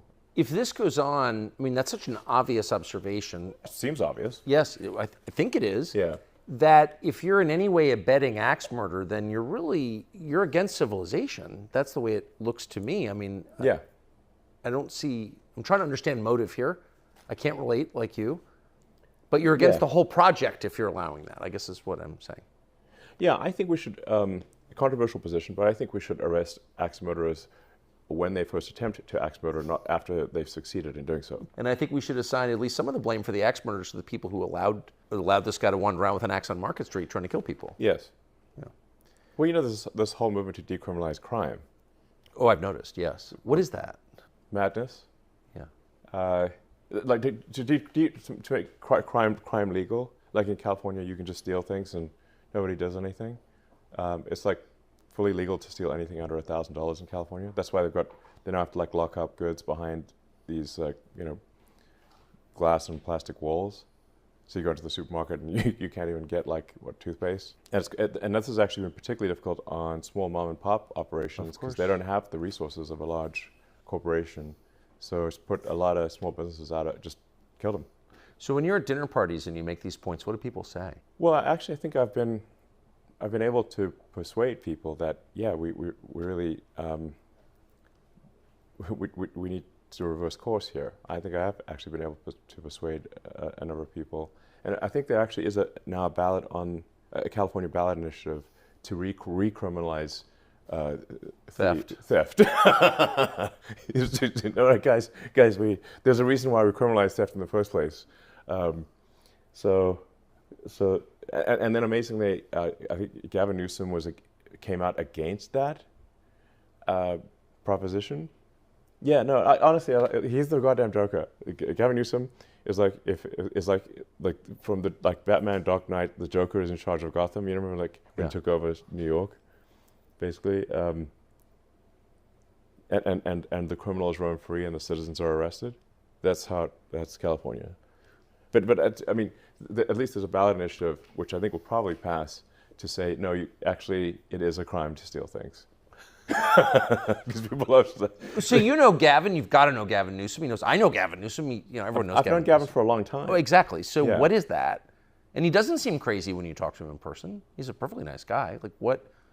Why would he, and he's not stupid, why would he come out in favor of crime? Well, his stated reason was that it would disproportionately affect people of color. Yeah, well, again. That was his public statement. Right. Well, that is one of those patronizing racist positions you described at the outset, obviously. Yeah, he's literally saying black people and Hispanics are criminals. Yeah, well, of course. Yeah. Yeah. No, that's what he's saying. That's what he's saying. Yeah. Yeah. And by the way, it is true that crime like that does increase distrust between races. It actually gives rise to racism. It's totally destructive of the social fabric, I think. But I'm asking, what do you think his real motive is? Who's pushing him in favor of crime? Well, I mean, there's always the Soros boogeyman. Yeah. How real is that? It's real. I don't think one can ascribe everything to Soros. Right. I mean, I agree. he's and George himself is I mean, he's senile at this point. He's not compos mentis. So his son Alex is in charge, but there is this whole system that Soros built up over many decades. So I guess Soros and like-minded people or whatever, they believe in open borders. They believe we shouldn't prosecute crime. This is insane. Those seem like expressions of hatred toward the United States. If I was pushing that on a country, I would only do that if I hated the country and wanted to destroy it. Well, it's anti-civilizational. I mean, and Soros and similar organizations have been pushing this in Europe and other countries too. Yeah. Everywhere they can. What's going on in Europe, would you say?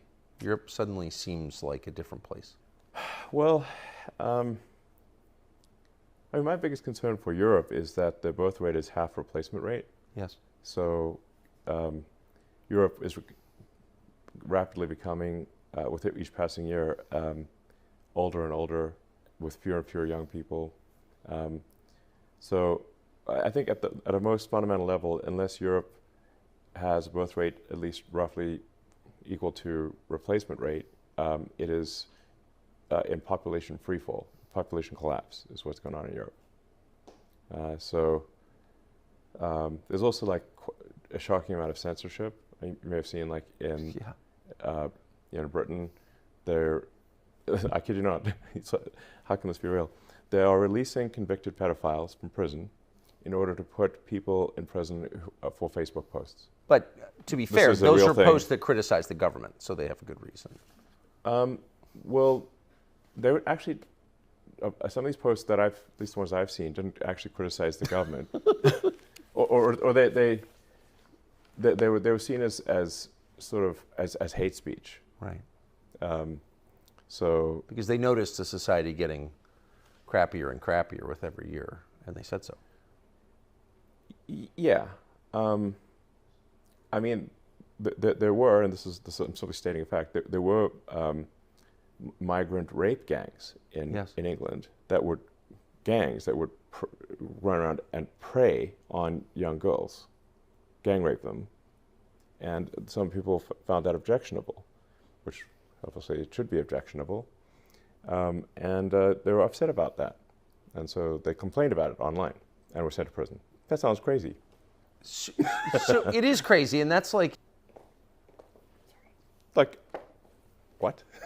Well, it is. So it kind of gets to the. I mean, you're an engineer, so you're. It's so mind-blowing. It is mind-boggling, but it's the same. You use the phrase "mind virus," but it's behaving like a virus. It's infecting people and making it impossible, apparently, for them to make rational decisions. Yeah. What is that virus? You know, someone I think you should interview is Godside. Yeah, I have. Oh, you have? Yes. Oh, I should watch that, actually. He's great. Yeah, smart. Super smart guy. Yeah.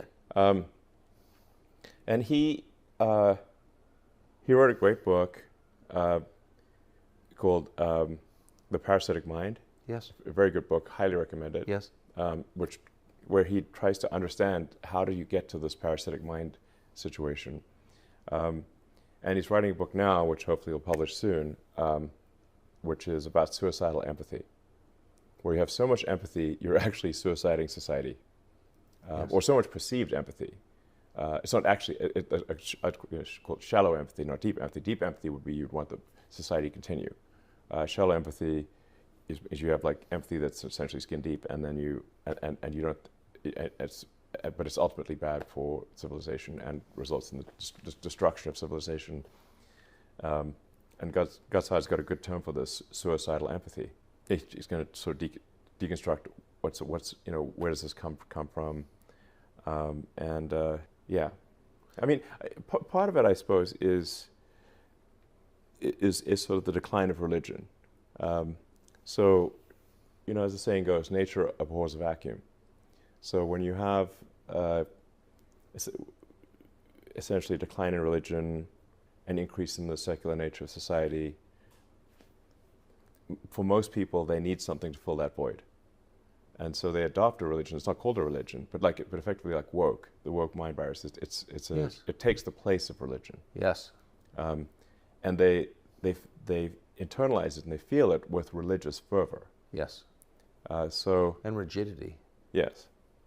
Yes. And they essentially conduct like a holy war, effectively. It's just not called a religion, but it is a religion, sort of a woke holy war. And they're highly resistant to change, as is normal for religions. Now, for myself, I sort of see myself as a sort of engineer, physicist. For me, I'm culturally Christian. I grew up Christian. I mean, I was Anglican, was baptized. I went to Sunday school. Yeah. Actually, oddly enough, I was sent to Hebrew preschool and Anglican Sunday school at the same time. So it was Haba Nagila one day, Jesus Elo the next, which is, if you're 5 years old, it's fine. But I'm not Jewish. It's just that my father's 2 partners in his engineering firm went to the same Hebrew preschool, and it was near our house, so I just got sent there.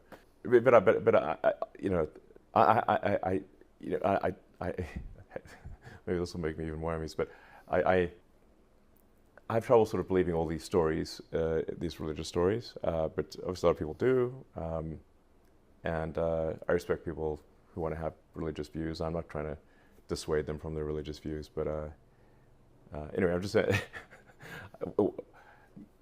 I guess the operating system I have is sort of a physics engineering operating system where I try to understand as much as possible about reality. In physics, you're not supposed to believe anything absolutely. You're supposed to question things. That's how you discover new physics. In engineering, that's how you discover if your machine will work or not work. Will the rocket get to orbit? Yeah. If your rocket is designed with physics in mind correctly, it will get to orbit, and if it is not, it will not get to orbit, no matter what your belief system is. You can believe,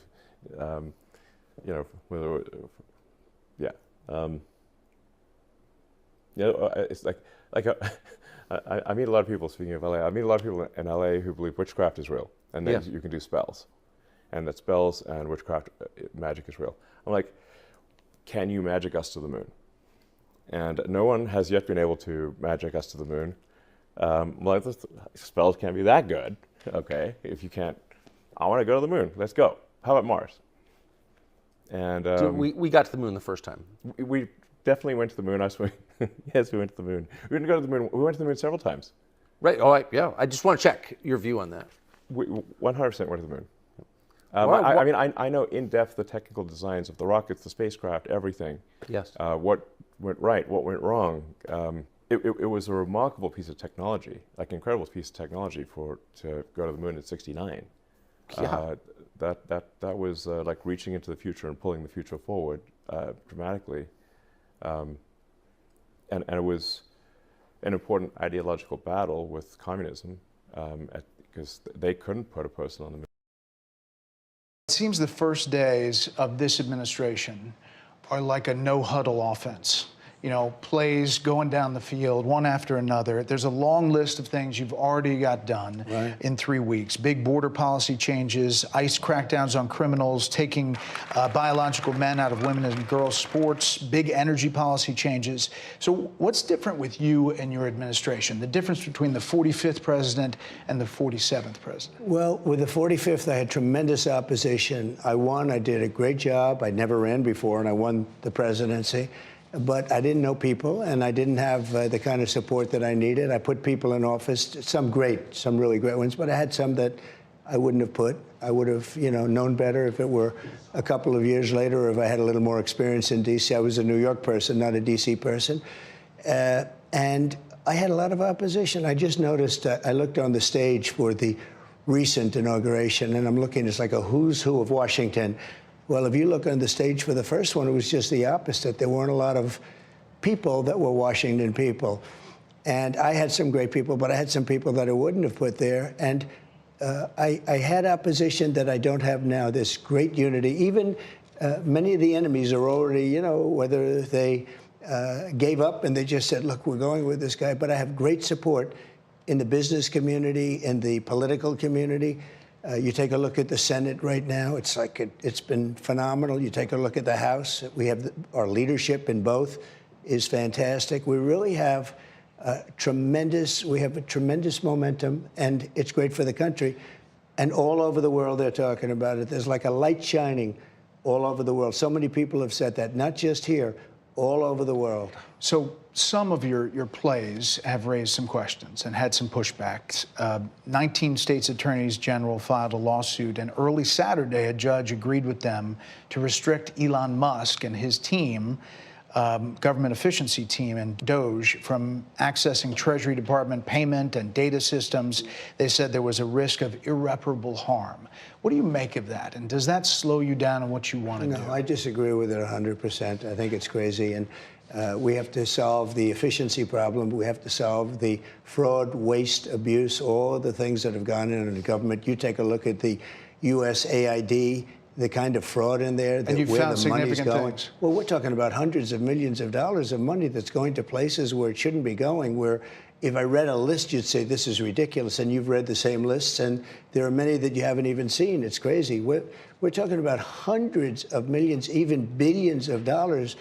It's just a fraud. It's a big scam. Now, there's some good money, and we can do that through any one of a number. I think I'd rather give it to Marco Rubio over at the State Department. Let him take care of the few good ones. But, I mean, usually when you have a list like that, you'll have a couple of, like, bad ones and all good ones. Here we have a couple of good ones and all bad ones. Just hundreds of horrible places that they're giving this money. So I don't know if it's kickbacks or what's going on. But the people, look, I ran on this, and the people want me to find it. And I've had a great help with Elon Musk, who's been terrific. He comes in with 100 of very smart people. You know, it started off with 12, then it went to 15, then it went to 25, then it went to 50, and everybody wants to join. And I guess you have to have an IQ of about 175 at least to do it. They're a smart group of people. They don't dress as well as you or maybe me, but they are smart. And they go in there and they talk to people, and the people get all tongue-tied because they have no idea. You know, nobody thought this would be caught. And so you'll fight this in court, but how does it work with Elon day to day? Does he come in and say, this is what I'm working on? Does he say, here's what we're doing? First of all, he's a great guy.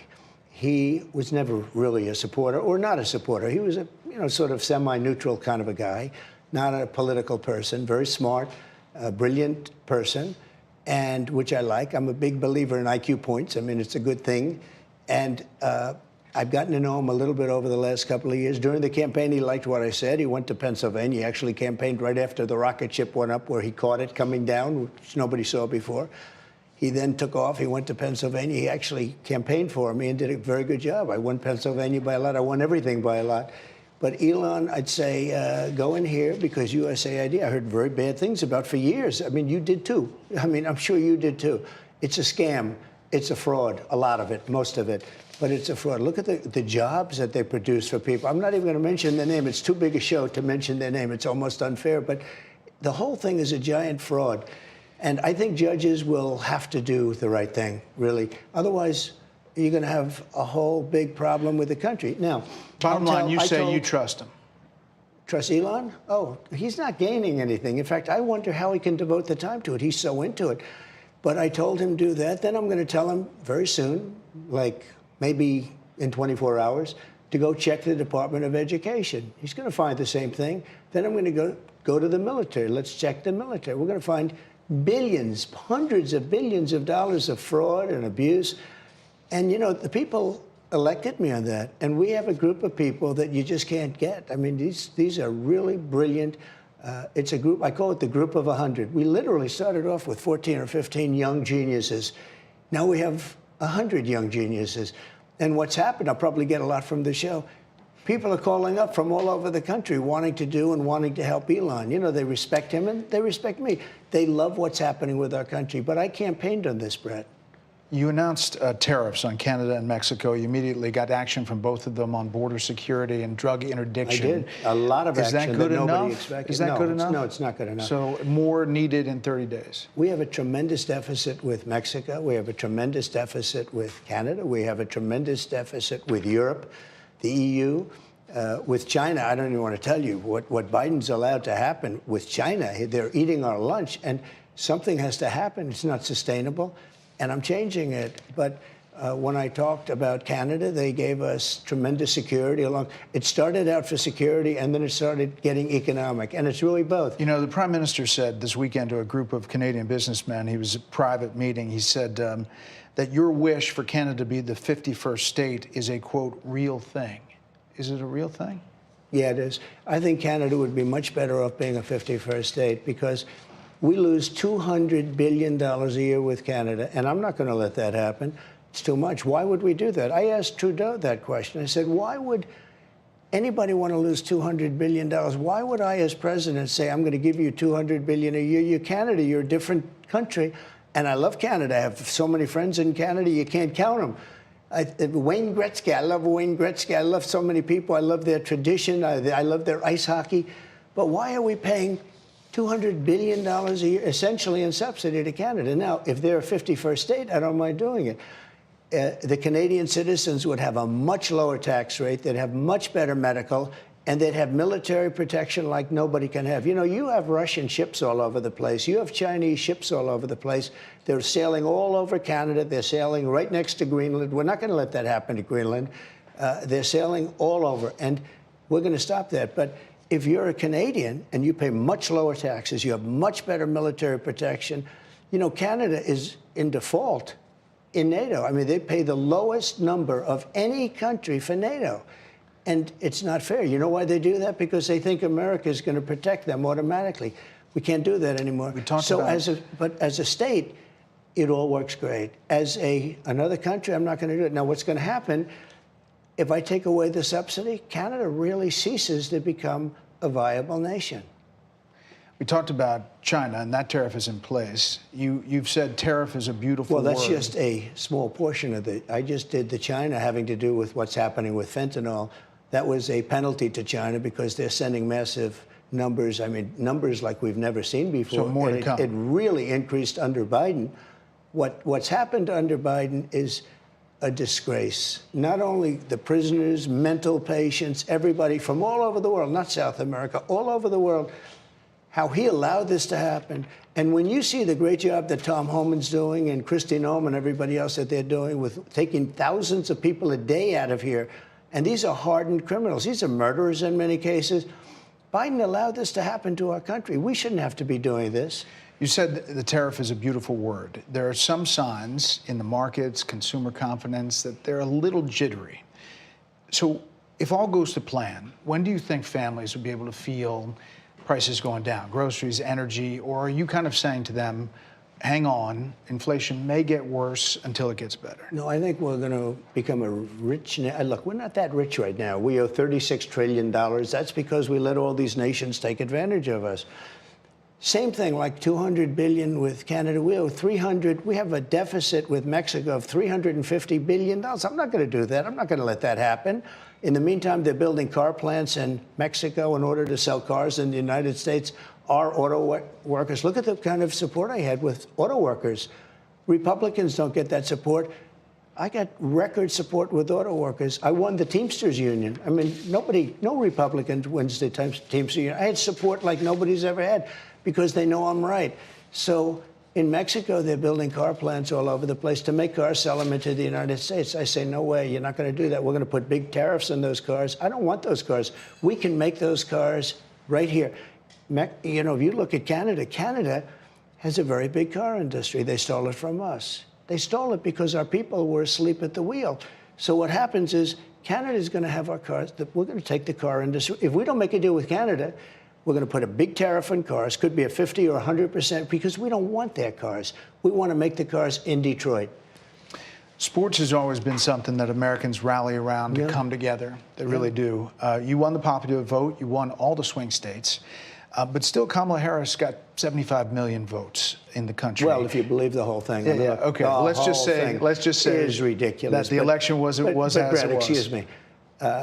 There are 7 swing states. I won them all. You did by a lot. But let me just get to the dismount here. And I won the popular. Have you thought about how to try to bring the country together, to reach out or to find common ground? Have you thought about that or how that might go? I'd love to do it.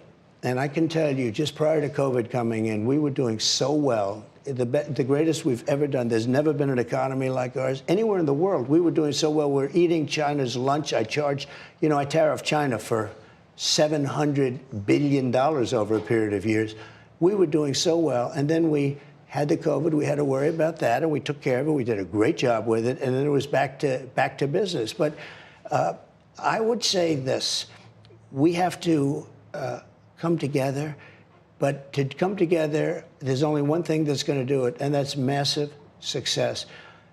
In my first term, when we hit that number, and I mean the day before I heard the word COVID or pandemic, they told me, sir, I think there's a pandemic. That was not a good thing. I said, tell me about pandemics.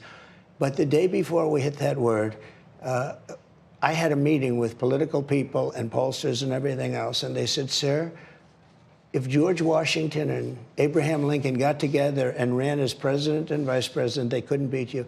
Our economy was so good. You know that. The best ever, the best we've ever had.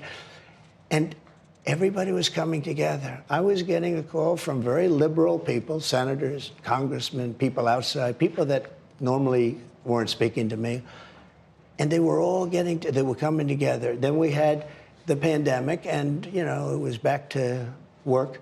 We had to do that. And, you know, I was very proud to have handed over the country, and the stock market was higher than it was previous to the pandemic coming in. It was an amazing achievement.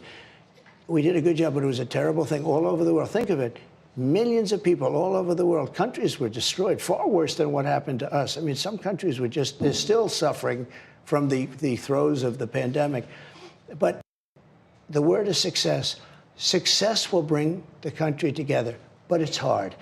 And I say it's hard. I just signed a bill allowing for women not to have to be punished by men in sports. In other words, men are not going to be allowed to play in sports against women. It's ridiculous. You saw, I quoted a couple of things, long-distance race where the man won by 5 hours and 25 minutes. 5 hours and 25 minutes, not by 12 seconds.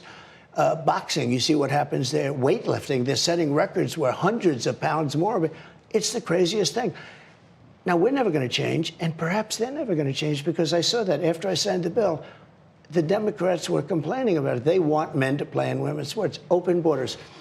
I don't want to have open borders. I want to have very strong borders. I want people to come in, but they have to come in legally, and they have to love our country. They have to be capable. They have to be merit. You know, we won a big Supreme Court case. It's called merit-based.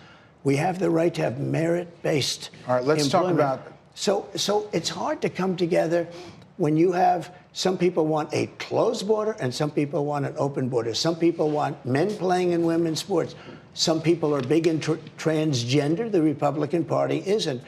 With all of that being said, we were coming together when the country was the most successful it ever was, which was not very long ago during my term. You say you trust Elon. I mean, you can't imagine a scenario where you would have to rail him in or set up guardrails for him. Well, I think I have guardrails, yeah. Elon is somebody that I have a lot of respect for, but you have to have guardrails. He reports to me, and he's doing a fantastic job. I wanted somebody who's extremely intelligent. He's that. He's also a good cost cutter. You can't send an average person into that quagmire. It's a very dangerous quagmire. I watched some of these horrible people like Maxine Waters, real sleaze, and I watched her screaming at the security guard or whoever he was. Actually, he was pretty cool. At the Department of Education. He was pretty cool, standing in front of the Department of Education. She's only looking for trouble. She's not looking to help people learn. Look, tell Maxine and all of her friends that we're last in education. Out of 40 states, we're last. We're number 40. But we're number 1 in cost per pupil. That's all you have to know. We have to make a change. I want to send education back to the states. You know, if you send education to Iowa and to Indiana and to a lot of these states that are so good, to Idaho, they have no debt, they have no crime, they have no this, they have no that. It's like perfect, because the best states are, if you look at the list of the top, the best countries for education, it's Norway and Sweden and Denmark and Finland. And by the way, China's right up there in the top 5, which is pretty amazing for those that say it's too big for that. It's rated in the top 5. We're number 40. And we can have, if you take those states and many others, I think 35 states, they would be as good as Denmark and Norway. They would be as good as the number 1, number 2, number 3, number 4. They'd be in there. But on a countrywide basis, I think we have 35 states would be in that category. Then you'd have 5 or 6 that would be mediocre. And then you'd have the same ones that are bad on crime and bad on everything probably would be bad on education. But they'd almost be forced to get better. But you could take New York as an example, and you don't have to do 1. You do 5 or 6. You do Suffolk County, you do Nassau County, you do Westchester County, and then you do upstate New York, and you do Manhattan. You know, you have 5 or 6 or 7. And they'd be small enough where they could really give some personalized education. Also, the spotlight would be on them. It wouldn't be a country. It would be just on Manhattan, or it would be on Nassau County or Westchester County. And if we did that, if we sent them back, our educational system would be double, and it would cost probably half. You know what, Brett? It would cost much. It would cost so little. So that's the next step. Have you seen how many buildings Department of Education occupies in Manhattan? And I keep saying, what do they do? It should be done locally. Also, we should have school choice. There are a lot of hot spots around the world. I want to hit a few quickly. Okay. With Israeli Prime Minister Netanyahu, you said this. The U.S. will take over the Gaza Strip, and we will do a job with it, too. We'll own it. That caught a lot of people by surprise. Yeah, obviously. some positive. Some positive, but even some of your supporters wondered whether that meant U.S. troops were going to have to be going into a dangerous Middle East conflict. No troops. So where is it today? I've been watching 50 years, 60 years. They go in, they occupy, they get slaughtered, everything's terrible, everyone leaves, they go back. This has been going on for forever, right? Forever. Now it's essentially a demolition site. There's practically no building that's livable in the whole thing, on the whole Gaza Strip. I say we go in, we knock them all down, we just create some, no more Hamas, there's no Hamas there, there's nobody there. We move them into beautiful areas of the Middle East. I'd like to go to Egypt. They have a lot of land. I'd like to go to Jordan. I'd like to go to others. And we'll build beautiful communities for the 1.9 million people. We'll build beautiful communities, safe communities. Could be 5, 6, could be 2, but we'll build safe communities a little bit away from where they are, where all of this danger is. In the meantime, I would own this. Think of it as a real estate development for the future. It would be a beautiful piece of land. Would the Palestinians have the right to return? No, they wouldn't, because they're going to have much better housing, much better. In other words, I'm talking about building a permanent place for them. Because if they have to return now, it'll be years before you could have it's not habitable. It will be years before it could happen. I'm talking about starting to build, and I think I could make a deal with Jordan. I think I could make a deal with Egypt. You know, we give them billions and billions of dollars a year. So when you hear the pushback from the Middle East, what do you think? I don't hear that much pushback. A lot of people thought it was a great idea. Really, a lot of people. And I'm not talking about big money for I just think it will be stabilized if the United States owns the Gaza Strip. If people aren't living in the Gaza Strip, and Hamas isn't there because nobody's there, people aren't there, nobody's going to be there, and later on it can be developed, you'll give some to Saudi Arabia. So you're not saying U.S. troops? No, you don't need no, Israel will watch it, okay, because it's right next to Israel. And what's the time frame? You have a time frame? I would say let it start almost immediately. I would like to get some land from these others. We'll get Saudi Arabia. We'll get some of the great people. We have incredible people in the Middle East. We'll get these people to finance it. It's not a lot of money. You're talking about building 1.8 million houses. That's not a lot of people, you know, relative to other problems in the world. When you look at what's going on in Ukraine, when you look at what's going on in other places, I mean, in Ukraine, they've lost 1.5 million soldiers already between Ukraine and Russia. It's horrible. Well, let's talk about that. I know you want a Ukraine-Russia peace deal, but how do you get both sides to the table? I think it's going to happen. I think we've made tremendous progress in the last week. We're dealing with the Russians. We're dealing with the Ukrainians. I think there's going to be something done, I hope. Zelensky says that he's up to doing some equity deal where you get rare earth minerals or something. Well, I've asked them. Look, the United States is in for more than $300 billion, probably $350, and Europe's in for probably $100 billion. We're in for more than twice, maybe even 3 times what they are. This should have never happened. Biden should have never let that happen. You know, it happened with NATO when I got in, and I equalized. I had it equalized and raised hundreds of billions of dollars. NATO became very rich after me. We were paying almost all of NATO. It was unfair. We take care of the military, and then they take advantage of us on trade. You know, they're very tough. I'll tell you what, the EU on trade is horrible. But NATO was very unfair, and I made it fair. I said, look, if you don't pay, we're not going to defend you.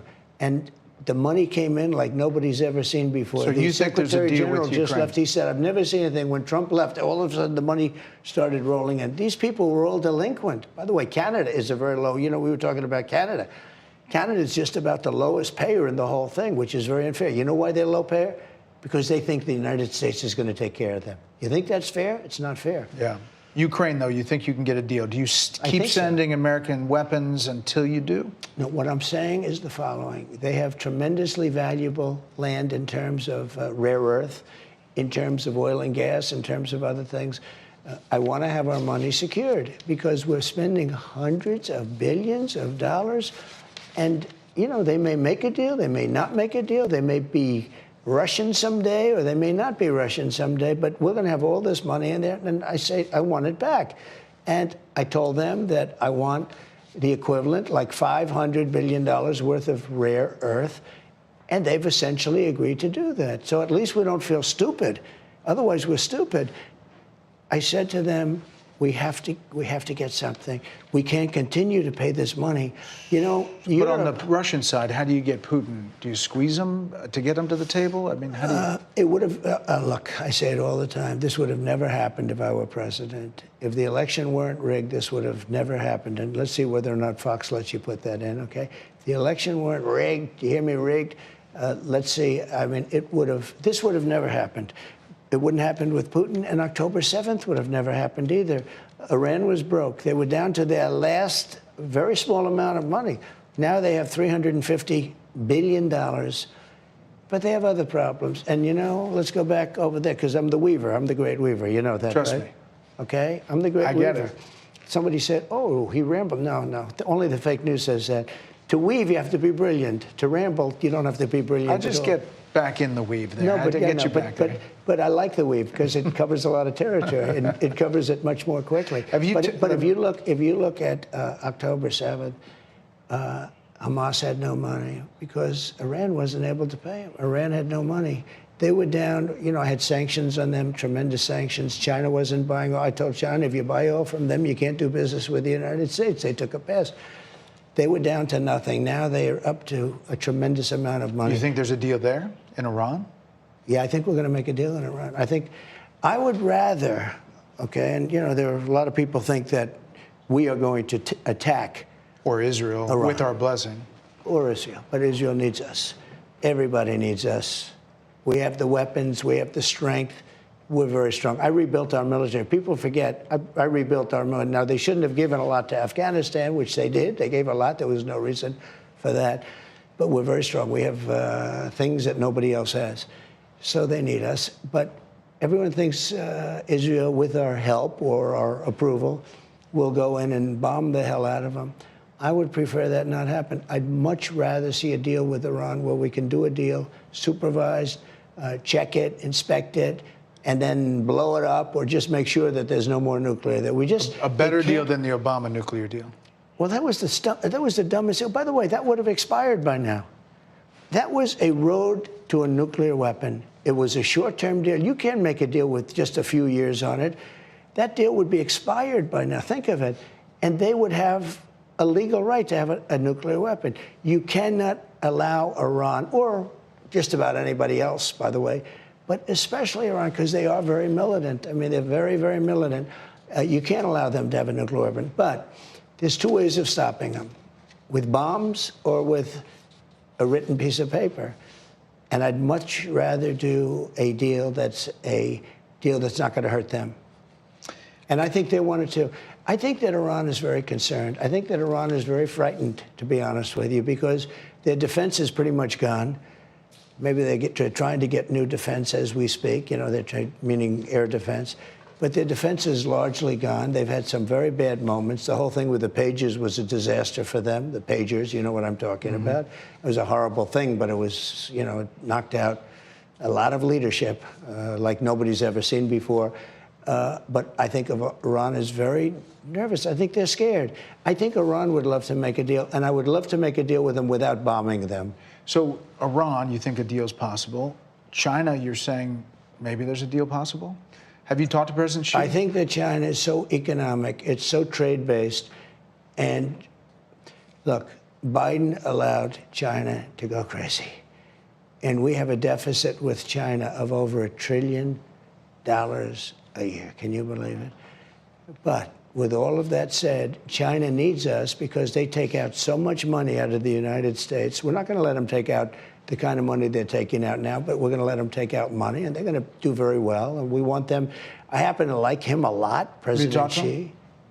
Yes. I love talking to him. He's, since the inauguration? Yeah, and I've talked to him. And I talk to his people, too. His people come in all the time.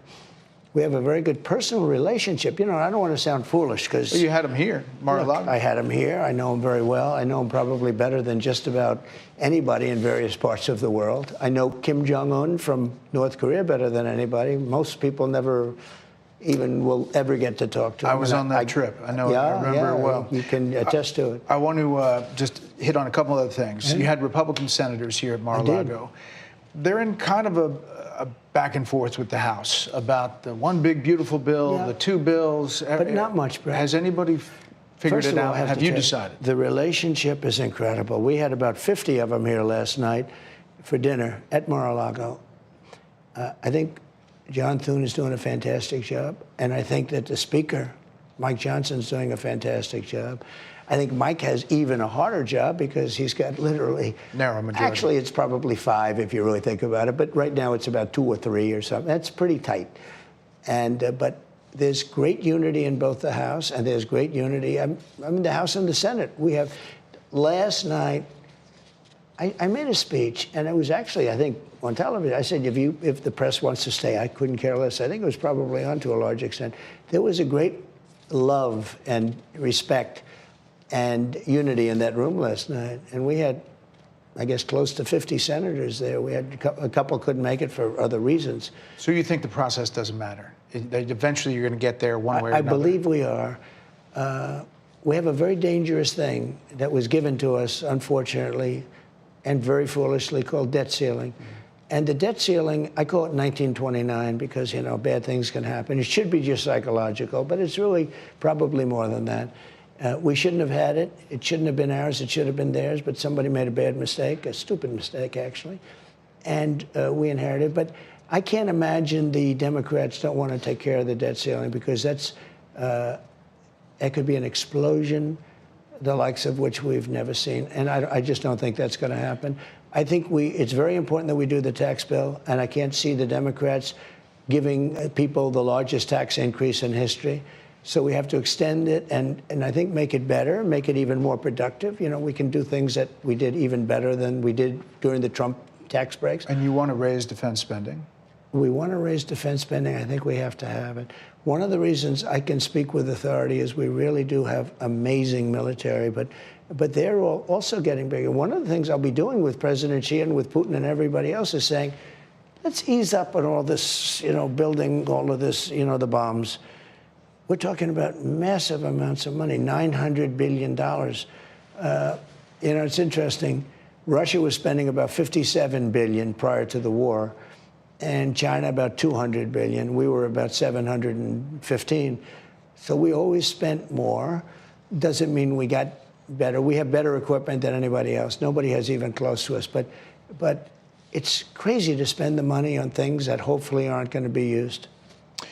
I mean, the tough part is that if you don't want to cut entitlements and you do want to add to defense spending and you want to eliminate taxes on tips and you want to make the 2017 tax cuts permanent, that's a lot of money. But we're going to take in tremendous amounts of money on tariffs. We're going to have tariffs. We're going to take in tremendous amounts of money. And you think Doge is going to make up some difference? Not Doge. Well, Doge is going to make up a lot, but that's unrelated to tariffs. It's not fair that other countries have really taken advantage of us, and it's our leader's fault, but I'm a different leader. It's not fair that other countries have taken advantage of us for so many years, and now all of a sudden we're not allowed to have tariffs, but they've had tariffs for years. You know, they've done this to us for years, and we haven't. And I think reciprocal tariffs, I'll be talking about it. I think probably on Monday or Tuesday I'll have a whole big thing. We have a very sophisticated plan. I want to have tariffs separately from that on steel, on autos, on semiconductors and chips, and probably pharmaceuticals. And you're not worried that any of that's going to go back to the consumer? It might, but it's ultimately going to be much less expensive. I'll give you an example. The so-called fat drug or fat shot, whatever it's called, Ozempic or Mounjaro. In London, you get it for $88. In New York, you get it for $1,200. You can't even buy it. It's very unfair.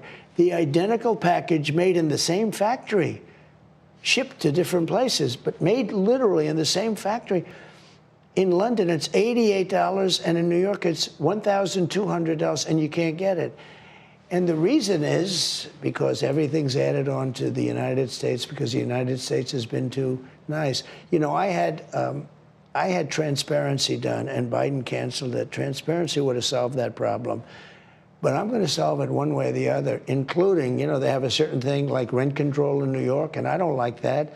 But at some point, nobody's going to, it's not fair that other countries, you go to Canada, all of the drugs are much less expensive.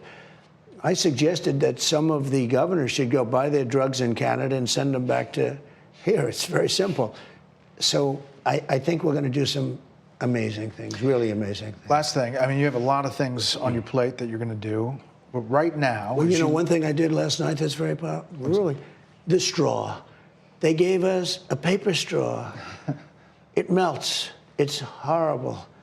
They should make it in flavors because by the time you finish, it is so horrible. I ended the paper straw. We're going to go back to plastic. That might be a 90-10 issue. It's about a 99. Because no one loves the soggy straw. This was a Biden issue, big Biden issue. I'm sure Biden really knew. Somebody put things in front of him and signed whatever they did. I think you're right. It's at least a 90% issue. Right now, do you view Vice President J.D. Vance as your successor, the Republican nominee in 2028? No, but he's very capable. I mean, I don't think that I think you have a lot of very capable people.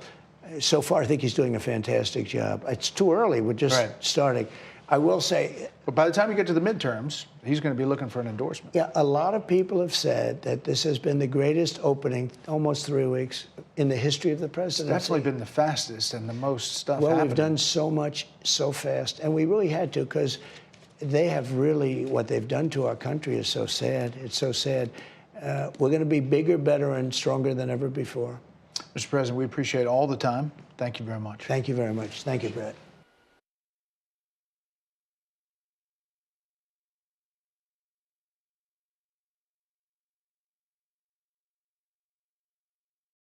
The president can't eliminate an agency. They can't create an agency. Once an agency is created by law, the president's kind of stuck with it. And then that agency still has to act within the boundaries of the law that creates it. So what Trump did was he looked and he found this USDS, the United States Digital Services, and this was created under Obamacare. Now, Alex, if you remember going back to Obamacare, when they rolled out the healthcare.gov, it was a complete disaster. It didn't work. It was garbage. It was just horrible. So they created this USDS to try and deal with how bad the government software was. It was part of their solution. Well, Trump says, okay, so we've got this USDS software group, right? I mean, they're there to make the software, the bureaucracy work better. Well, what can we do with that? And so he repurposed it and he renamed it. And all he did was he said, he even kept the same acronym. It's beautiful. Instead of being U.S. Digital Services, it's now U.S. Doge Services. And that's where Doge came from. Doge is just USDS. It's the same thing that was there before. And they're actually, the brilliant thing about this is it's even the same purpose that USDS was there for, to create better software to run the government and to manage the government. So they created these teams. Each team has at minimum a team lead, a lawyer, an HR person, and a software engineer. And they go in and they look at the software and they figure out what's going on. They make sure that everything is legal and above board, and where it's not, they fix it. And then the real beauty is this. If you think about what software does and the purpose of software within the law, within all this, well, it's to make things more efficient. So go back, you and I are old enough, Alex, that we can remember when they used to sell catalogs. Like, you'd have your Macy's Christmas catalog that came out every year, your JCPenney's catalog, right? Well, that was replaced by computers. And when they were replaced by computers, you didn't need 100 people making a Macy's catalog anymore. And in the same way, what Donald Trump has is he has these guys going in and they're looking at making the software more efficient. Well, when you make the software more efficient, you may not need as many bureaucrats. So this gives him a justification legally that's very sensible, that's aligned with the purpose to eliminate bureaucratic garbage jobs that they don't need. It also gives them an opportunity to examine everything that's happening, because when you examine the books and the computers, you examine everything. So this gives him a full overview of every single agency in the government and allows them to audit for efficiency every single agency, which is in line with all existing law and everything else. There is nothing the Democrats can do about this. Nothing. The government fears Alex Jones, who has the largest audience in the country, bigger than any of the networks, the biggest megaphone in the country. The deep state hates Alex Jones with a vengeance. Alex Jones is the most extraordinary person I've ever met. Now, one of my favorite guests, Tom Renz, is such a prolific lawyer, critical in the lawsuits against Big Pharma and the documents coming out, critical in exposing the takeover of our food with the mRNA, self-replicating garbage, and the whole program to try to force us to eat bugs that's now rolling out massively. I'll cover more next hour. Oh, it's going down. It's not coming. It's here. But because I follow Ren's work all the time, and you know, he's very wary, and you know, likes to look at everything, and that's good. And so I'd already followed this and knew this because I was following what Musk was saying and what Trump was saying they were going to do, and they always do what they're saying they're going to do, or they certainly try. How refreshing that they were going to go in with this new Department of Doge, and they were going to audit the federal government and see where this money's going. And USAID is not the biggest, definitely most prolific on how many groups it's funding, but it's not the biggest. It's just down the chain some. It's like a capo, but you've got the bosses up above and all the little soldiers beneath that. But I saw the executive order and understood they just stuck them in an agency that was already there, dealing with the administration of the Obamacare system that's tied into everything. So through that, under the law, the president can repurpose agencies, move people around, do whatever he wants. And USAID, under the State Department, created by Kennedy, for decades won't tell Congress anything, says it's above the law. It's like the Federal Reserve, but it is private. Don't get rid of it by an act of Congress because Congress created it. But everything else is on a short leash.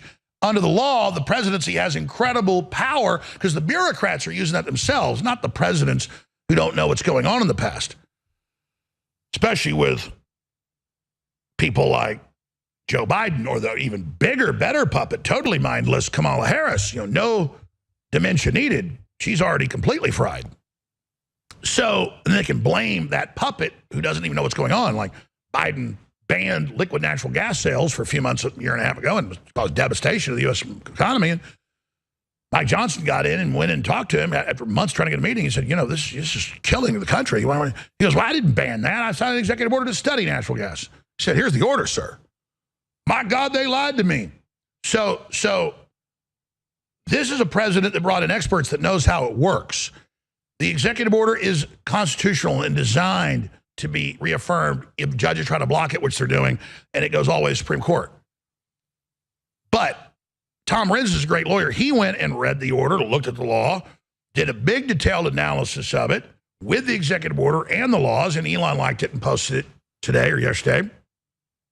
You go to Renz law site at tomrenz.com or at RENZ Tom on X, or go to Elon's feed and you can see it. But we'll be going over it here because I don't want to just sit here like the left does and say, it's legal. Trust me. Well, they're lying. They'll say, oh, it's totally illegal. He's in there. He's got your personal info. He could crash the Social Security system. He could let the Chinese into it. They've got read-only. But then they go to the other agencies that plug holes and say, this has got backdoors here. This has got backdoors there. It's all built with backdoors to the other bureaucracies. Had former head technical of the NSA, Benioff, explained this years ago, many times. So Trump is doing a precision job here. I'm not putting words in Tom's mouth. I've read his analysis. He agrees with that. So I wanted to look at this and then how it all connects in, where he thinks the bad guys are going to strike next. Bill Gates' threat 2 days ago that if you keep getting into U.S. aid, I just know a new virus is going to come and kill tens of millions of people. And then we know they've got 60 plus of these on the shelf that he had developed. So if we don't arrest these people, they're going to kill us all. You know, when Bill Gates starts threatening, hey, you better back off or a new virus is coming, and his little mini-me, Peter Hotez, it doesn't matter what Trump does, a new virus will get him in line. As soon as he gets in, it'll come crashing in on him, and we're watching that. They've already used the bird flu to wipe out the chickens and a bunch of stuff, and then blame Trump for the prices. So Tom Renz joins us to talk about this. Here's his front page post, and it goes into all this. There's a bunch of people went and looked at it. It's all true. A lawyer's perspective on the Elon Musk, real Donald Trump policy centerpiece. I inherently do not trust the media, so I decided to look into Doge myself and see what is under the hood. Initially, I was quite concerned about the legality of a, quote, new agency created by the executive order, but that, just like everything else, is a lie. Put out by the media, the order is here, and the threat is below. And it's a big, thick breakdown, but we'll go over it right now for you because we bring the receipts. Everything Trump's doing has been pre-thought out for years while they were attacking him. All this is going on. He's just wargaming what he's going to do. Just like a couple years before he ran for office, Obama made fun of him at the National Press Dinner. And said, this idiot thinks he'll be president. You'll never be president, you pathetic worm. And Trump's just like, okay. So I know Trump's mind well. He is loving this. He's a fighter. He understands it's an opportunity to fight tyranny. This is what you're built for. So, Tom Renz, thanks for being here. Let's get into this. Thanks for having me, Alex. You're right. This was surgical. It was brilliant. Trump, when he came in the first time, and he said this, he said, there was a lot of things he just didn't know. And he came in and he fought, and he's a street fighter, and he's a brawler. And everybody loved him for it, and everybody was excited for it. This time, though, he realized the importance of, sometimes you want to come in with a sledgehammer, but sometimes it's better to come in with a scalpel. And that's what he did here, right? So he came in, and he obviously had a team of lawyers figuring out, where do we have power and what can we do? And so what they did is they looked at this and they found, well, the president can't eliminate an agency. They can't create an agency. Once an agency is created by law, the president's kind of stuck with it. And then that agency still has to act within the boundaries of the law that creates it. So what Trump did was he looked and he found this USDS, the United States Digital Services. And this was created under Obamacare. Now, Alex, if you remember, going back to Obamacare, when they rolled out the healthcare.gov, it was a complete disaster. It didn't work. It was garbage. It was just horrible. So they created this USDS to try and deal with how bad the government software was. It was part of their solution. Well, Trump says, okay, so we've got this USDS software group, right? I mean, they're there to make the software, the bureaucracy work better. Well, what can we do with that? And so he repurposed it and he renamed it. And all he did was he said, he even kept the same acronym. It's beautiful. Instead of being U.S. Digital Services, it's now U.S. Doge Services. And that's where Doge came from. Doge is just USDS. It's the same thing that was there before. And they're actually, the brilliant thing about this is it's even the same purpose that USDS was there for, to create better software to run the government and to manage the government. So Trump, and under the law that you go through in your document, the president has that power to repurpose and shift around purposes, but it's even the same purpose to integrate systems and make them work and do audits and make sure stuff's not being stolen. So they looked at the agencies, and I love how Trump and Elon made all this clear, but didn't make a big deal about it, knowing the left would come around screaming and lying and saying it's all unconstitutional, knowing that would even further blow up in their face. Because used to, Trump would also explain everything, and then they would use that to twist it. No. Now he doesn't tell them. He tells them his first order plan, but now he doesn't tell them second or third order. Yeah, absolutely. So this was a gotcha, right? This was like he lured them in, and they just fell. They stepped in every pile of crap in the field that they were walking through. It was mind blowing. So you've got this. They said, well, Trump can't create a new agency. Doge this, Doge that. Well, he didn't. He didn't. He repurposed an existing agency, and he didn't even repurpose it entirely. He actually just set new priorities. He said, we're going to use this to make government software more effective. Now, here's the trick. Here's the real brilliance on this, right? So why Elon Musk? Why Elon Musk? What does Elon Musk have to do with, getting rid of corruption in the government? Well, think about this, Alex. So, you got a business, and pick a business, whether it's my business in law, my business in media, your business at InfoWars. Everything we do is based on the computer. Everything. We do our advertising online. For you and I, we broadcast online. We sell online. Our accounting is done online. Every single thing is done through the computer. So if you look at the software in any given department of the government, the same thing is true. All of their expenses, all of their pay, everything that they do, all of their policies, everything is online. And so if you audit what's occurring in the software, if you look at what's occurring in the software, you're going to see everything. So they created these teams. Each team has at minimum a team lead, a lawyer, an HR person, and a software engineer. And they go in and they look at the software and they figure out what's going on. They make sure that everything is legal and above board, and where it's not, they fix it. And then the real beauty is this. If you think about what software does and the purpose of software within the law, within all this, well, it's to make things more efficient. So go back, you and I are old enough, Alex, that we can remember when they used to sell catalogs. Like, you'd have your Macy's Christmas catalog that came out every year, your JCPenney's catalog, right? Well, that was replaced by computers. And when they were replaced by computers, you didn't need 100 people making a Macy's catalog anymore.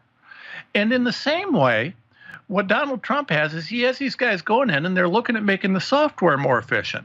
Well, when you make the software more efficient, you may not need as many bureaucrats.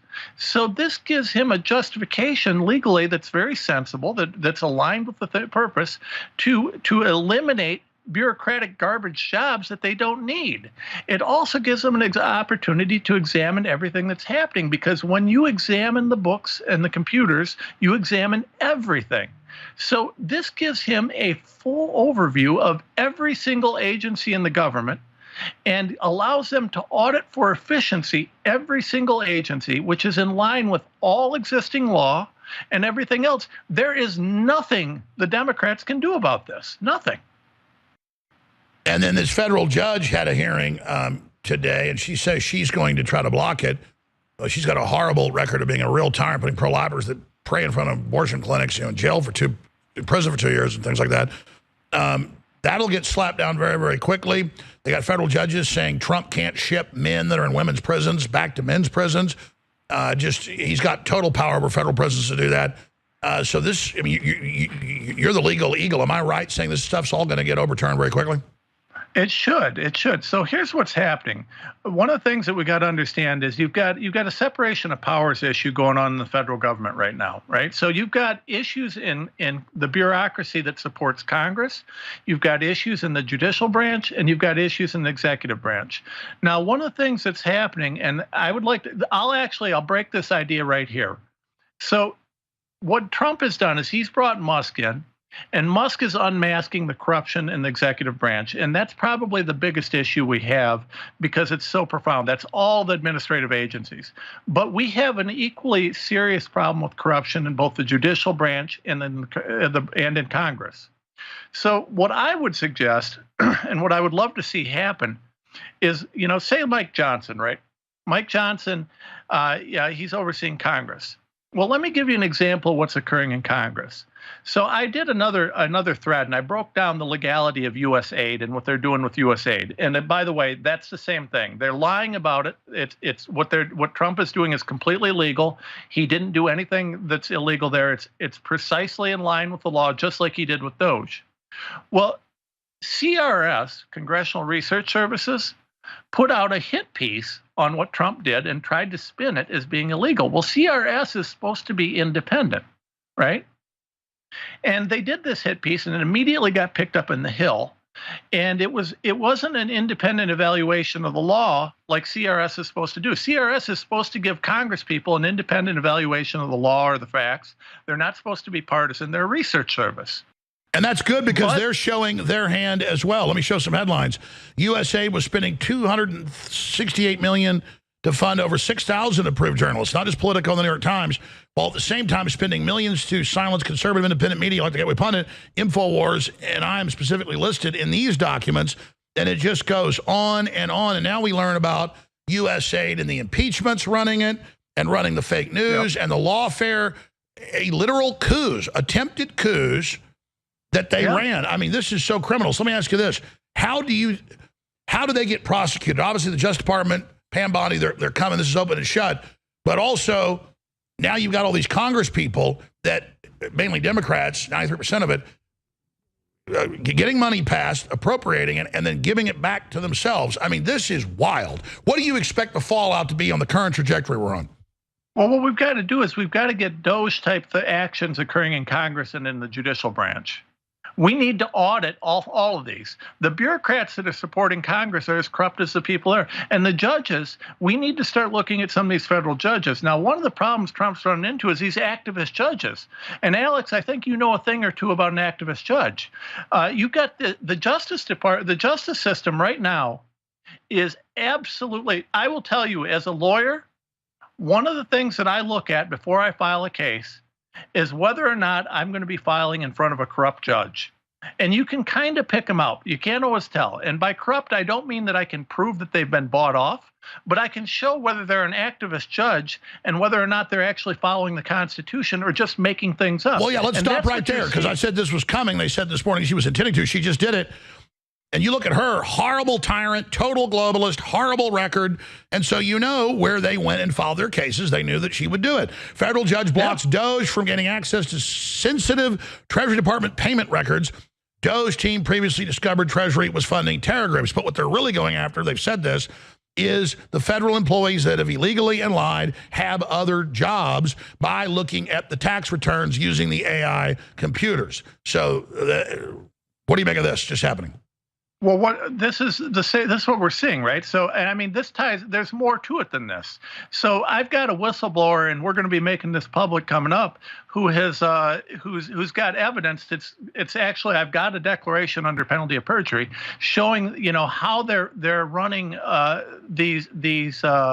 these mortgage schemes to buy these guys off and buy family members off. And they're doing this in the Justice Department. They're doing this in the judicial branch. They're doing this all over. They're buying these guys off. The other thing they're doing is they're just appointing left-wing activists as judges. Merrick Garland was appointed to be the Supreme Court justice. Can you imagine this guy who had 5,000 of the 13,000 FBI agents going after J6ers instead of actual criminals? This guy was going to be on the Supreme Court of the United States. One of the most corrupt lawyers in American history, they were going to put on the bench of the SCOTUS. So you've got these people all over the place that they've been putting in. You got Obama, you got Biden, who kept appointing these crooked judges, people who are activists, people who don't believe in the Constitution, who don't believe in the law. And one of the things that Trump is going to have to face, and I don't know what he's going to do with it, but I'm very eager to see, is how do we make it so that there is some accountability to the bench? Right? You can't sue a federal judge and you can't sue a federal prosecutor. Basically, if a federal judge or a federal prosecutor are corrupt, you're pretty much out of luck. And, they say, well, you can file something, you can file a grievance, an ethics charge or this or that. That doesn't go anywhere. Trust me, if you go to the left-wing bar association and say, hey, this left-wing judge is doing something left-wing, they're going to come after you, not the judge. So, we're going to have to find a way to have some reform in the Justice Department, or Trump's going to run dead into a brick wall on this. Now, the Supreme Court isn't going to let some of this stand. Some of this stuff is going to get shut down big time. What Trump's doing with Doge, and the other thing is with Doge and some of these things like USAID, he's doing it with layers. Like USAID, they're lying. They're saying that he shut down USAID. Trump doesn't have the legal authority to shut down USAID. So in the notice that Trump put out saying, hey, USAID, no way, what he did was he kept mission critical people and a couple different things so that USAID is still existing. It's just he cut the funding while he was removing the employees. So he cut the funding and he removed the employees. That means there's no one there to keep pushing these corrupt programs. And then, like there's cold no funding. sores, it shows the thousands. I told people yesterday, it said it's not just Politico and the New York Times, it's all of them. And now it's foreign governments funding Politico and the New York Times to attack patriots, which is illegal as hell. That is election meddling. Well, it is. And you know, I mean, providing support and comfort to the enemies of the United States is there's a crime, right? That's treason.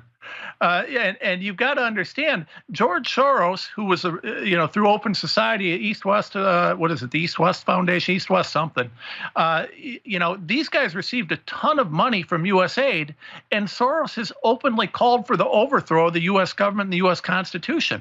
That sounds like aid and comfort to the enemies of the United States. And it gets worse.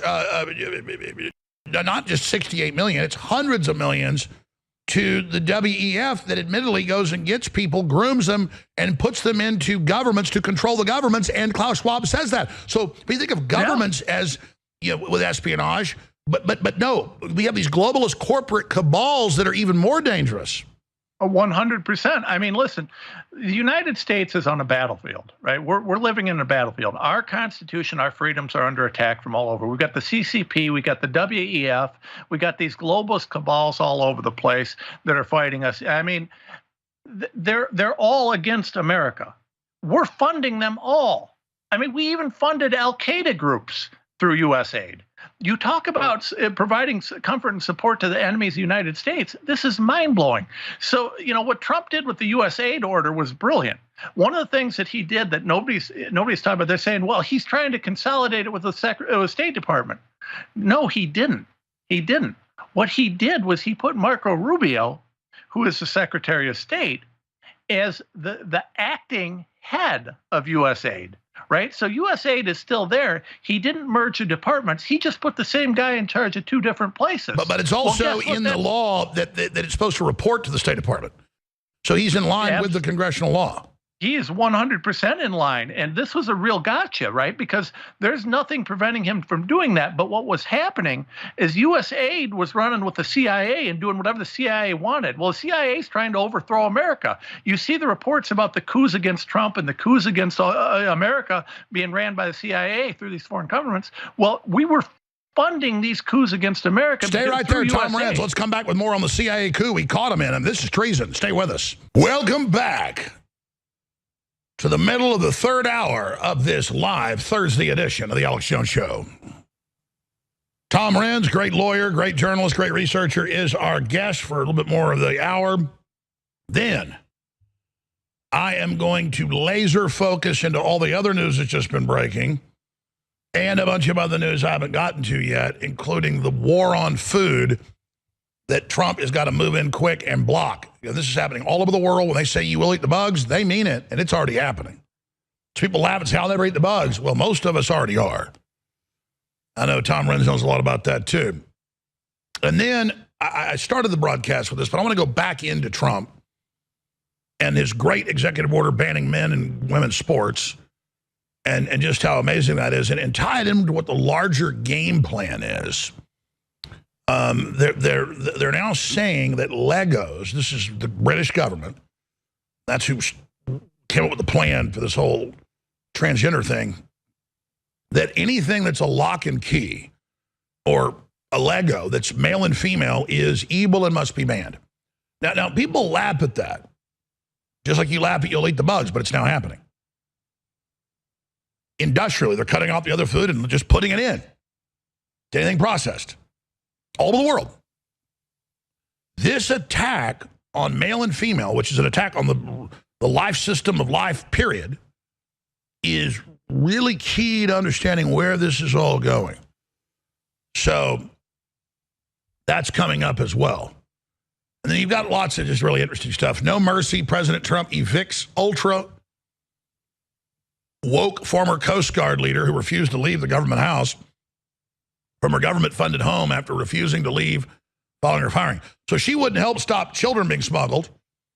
And this lady fired all these people that wouldn't take the poison shots, and now they're all bitching and moaning about this ghoul. So that's coming up. And we now have more breaking. I mean, we knew the ones that followed it, but it's now hitting the news. Yeah, it's the labor unions don't want federal employees that do want to leave and get a buyout because they want the dues. But more than that, they want their political control arm in there. So we've got an update on that I want to play and get to Tom Renz's take on. Then we'll shift gears into the rest of all these key areas of Doge and the CIA coups, multiple failed coups that they attempted in 2020. They were successful, all caught red-handed. I mean, 5 years ago, a year ago, this would be just all we talk about for 4 hours. But there's so much happening. There's a danger that we can lose the really big stuff in all the other massive stuff. But the really key stuff, I mean, people need to go to prison for this. This is all smoking gun, and the system just hopes that nobody gets prosecuted. And I'm going to get Tom's take on what he expects from Pam Bondi, the new head of the Justice Department, who's pledged to go after, release the Epstein files, go after who the kids were trafficked to prosecute Democrat leaders like Murphy that's hiding illegal aliens in his house, human smuggling. I mean, this is a very exciting time, just 15, 16 days into the Trump administration. But I'm also concerned about tricks they've got up their sleeves. We'll get his take on that as well. But here's a clip from Fox News. Update, federal labor unions are the ones who sued to block the Trump admin from offering federal workers buyouts per Fox. Union bosses are terrified that they're going to lose out on union dues as federal workforce shrinks. That's what this is about, and keeping their people in place. These unions just barred 60,000 federal workers who had already accepted the buyout from being allowed to make the decision. This is in no way favorable to federal workers. Why aren't they being allowed to make decisions for themselves? Nobody's forcing them to take the payout. Well, and they're the ones that know they've not been going to work and have other jobs, and Trump's giving them a chance because statutorily, if they don't take this letter, you can just get rid of them. So here's the clip. We'll get Tom's take on it. All right, Sandra, we got some breaking news and a Fox News alert now on that employee buyout program we were speaking to Carolyn Levitt about at the top of the hour. The number when we were speaking to her had been marked at 40,000 employees had decided to take the buyout. That number has now increased to 60,000. But there's a wrinkle because unions representing federal workers had gone to court in Boston saying that this was an unconstitutional move by the president to offer this buyout, that any buyout would have to be authorized by Congress. Judge George O'Toole, who's a federal district judge up there in Boston, has put a temporary injunction on the midnight deadline for employees to submit whether or not they're going to take the buyout. He has now extended that until Monday at the very least. Again, these federal unions are saying that any kind of buyout like that would have to be authorized by Congress, and also argues that what the Trump plan is here is to replace career civil servants with, quote, partisan loyalists.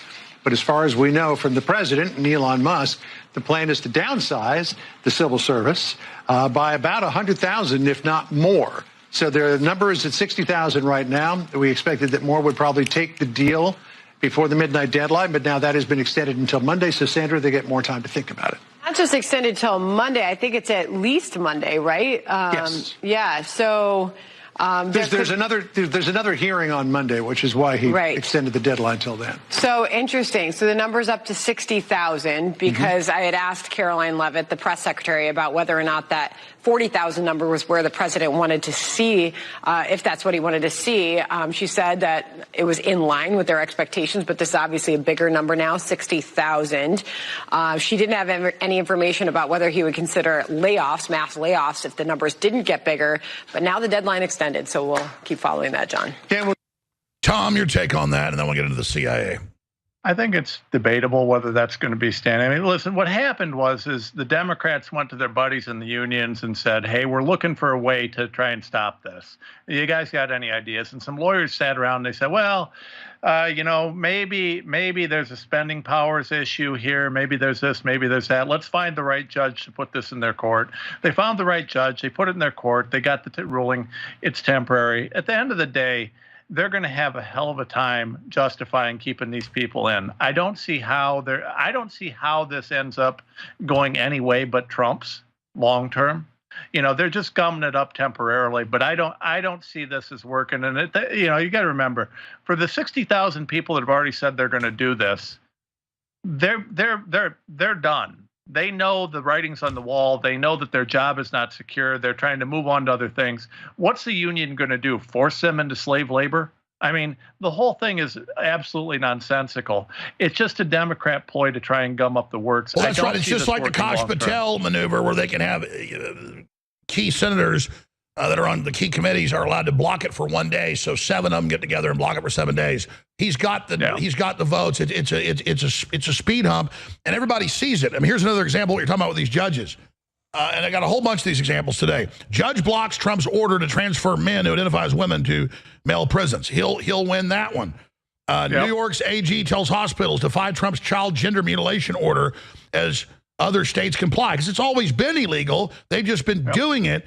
So now they're going to have to defend each piece of this, and the Democrats are threatening the hearings. Well, they don't even control Congress, but if they did, can you imagine them marching up and defending all this? Well, I mean, it's a political. I mean, it's dead. Their political doom is written. I mean, they've lost this fight. They're holding on for dear life. But I mean, the LGBTQ, the transgender surgery in children. I mean, that qualifies under about 1,000 different ways as child abuse. I mean, this is They love it when Obama and Biden interpreted the law however they wanted to expand into this nonsense where they're abusing kids and doing all these horrible things. But now they don't like it when Trump uses the same power in reverse. And this is the real problem in the brilliance of what Trump and Musk are doing. They looked at what the bad guys did and said, okay, how can we use their tactics against them? And that's exactly what they're doing. And, right now, all you're seeing is the Democrats screaming because Trump is using the same executive power that they supported Biden and Obama using for for 12 of the last 16 years.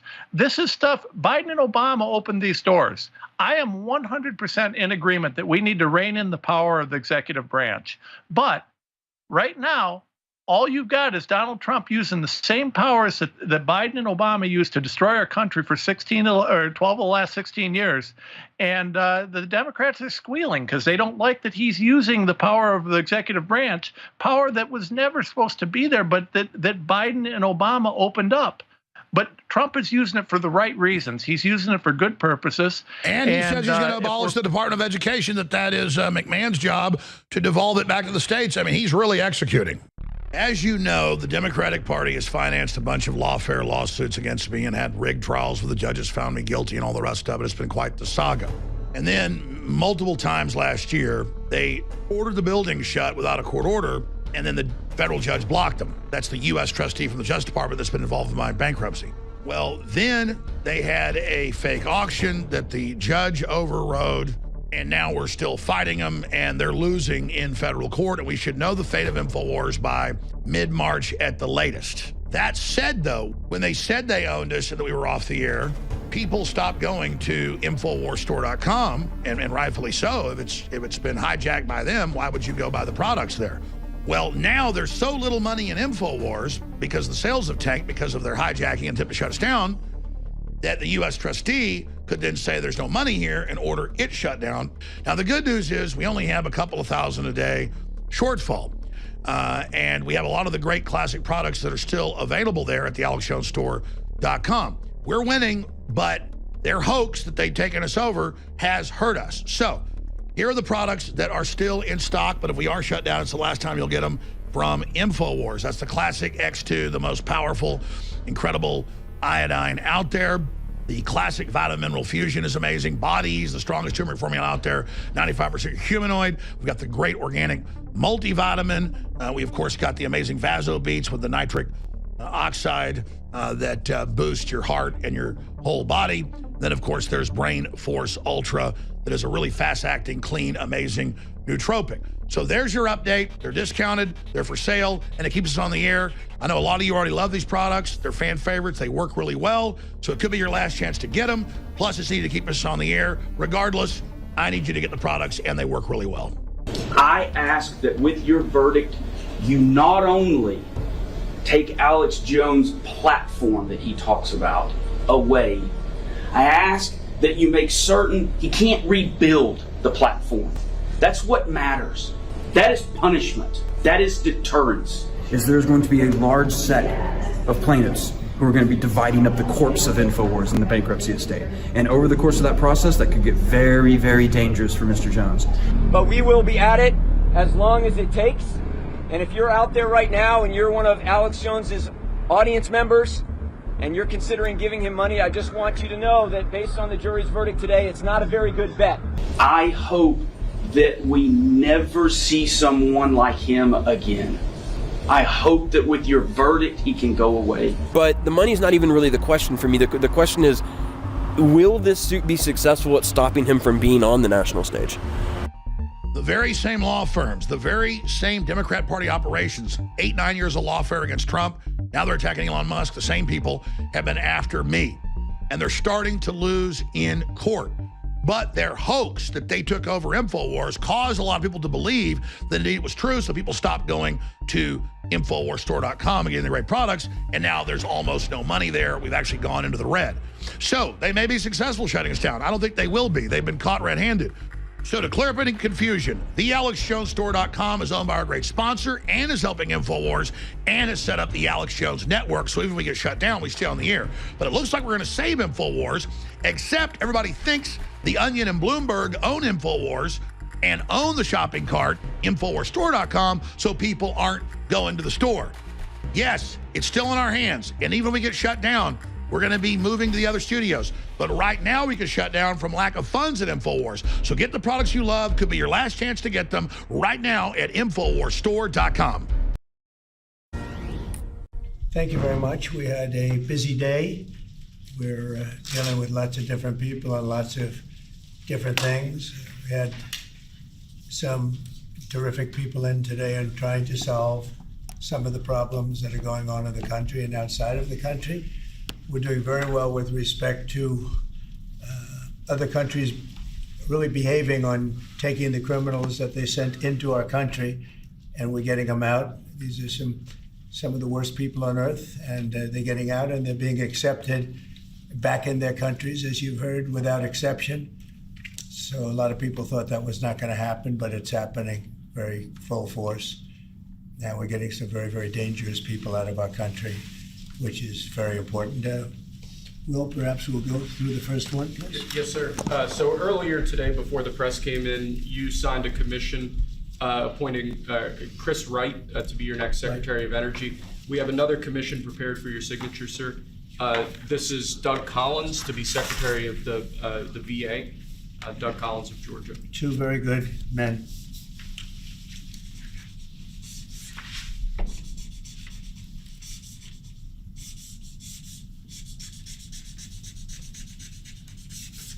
Okay. Thank you, sir.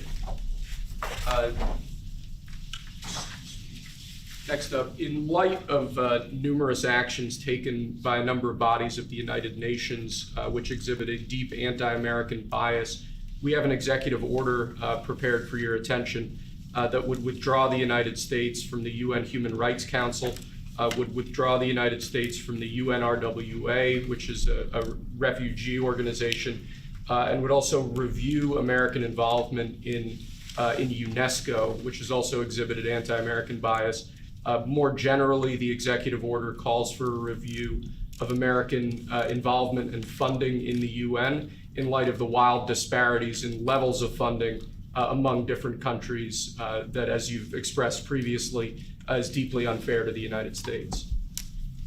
So I've always felt that the UN has tremendous potential. It's not living up to that potential right now. It really isn't, hasn't for a long time. It has, there are great hopes for it, but it's not being well run, to be honest, and they're not doing the job. A lot of these conflicts that we're working on should be settled, or at least we should have some help in settling them. We never seem to get help. That should be the primary purpose of the UN, the United Nations. And again, it's got great potential, and based on the potential, we'll continue to go along with it, but they got to get their act together.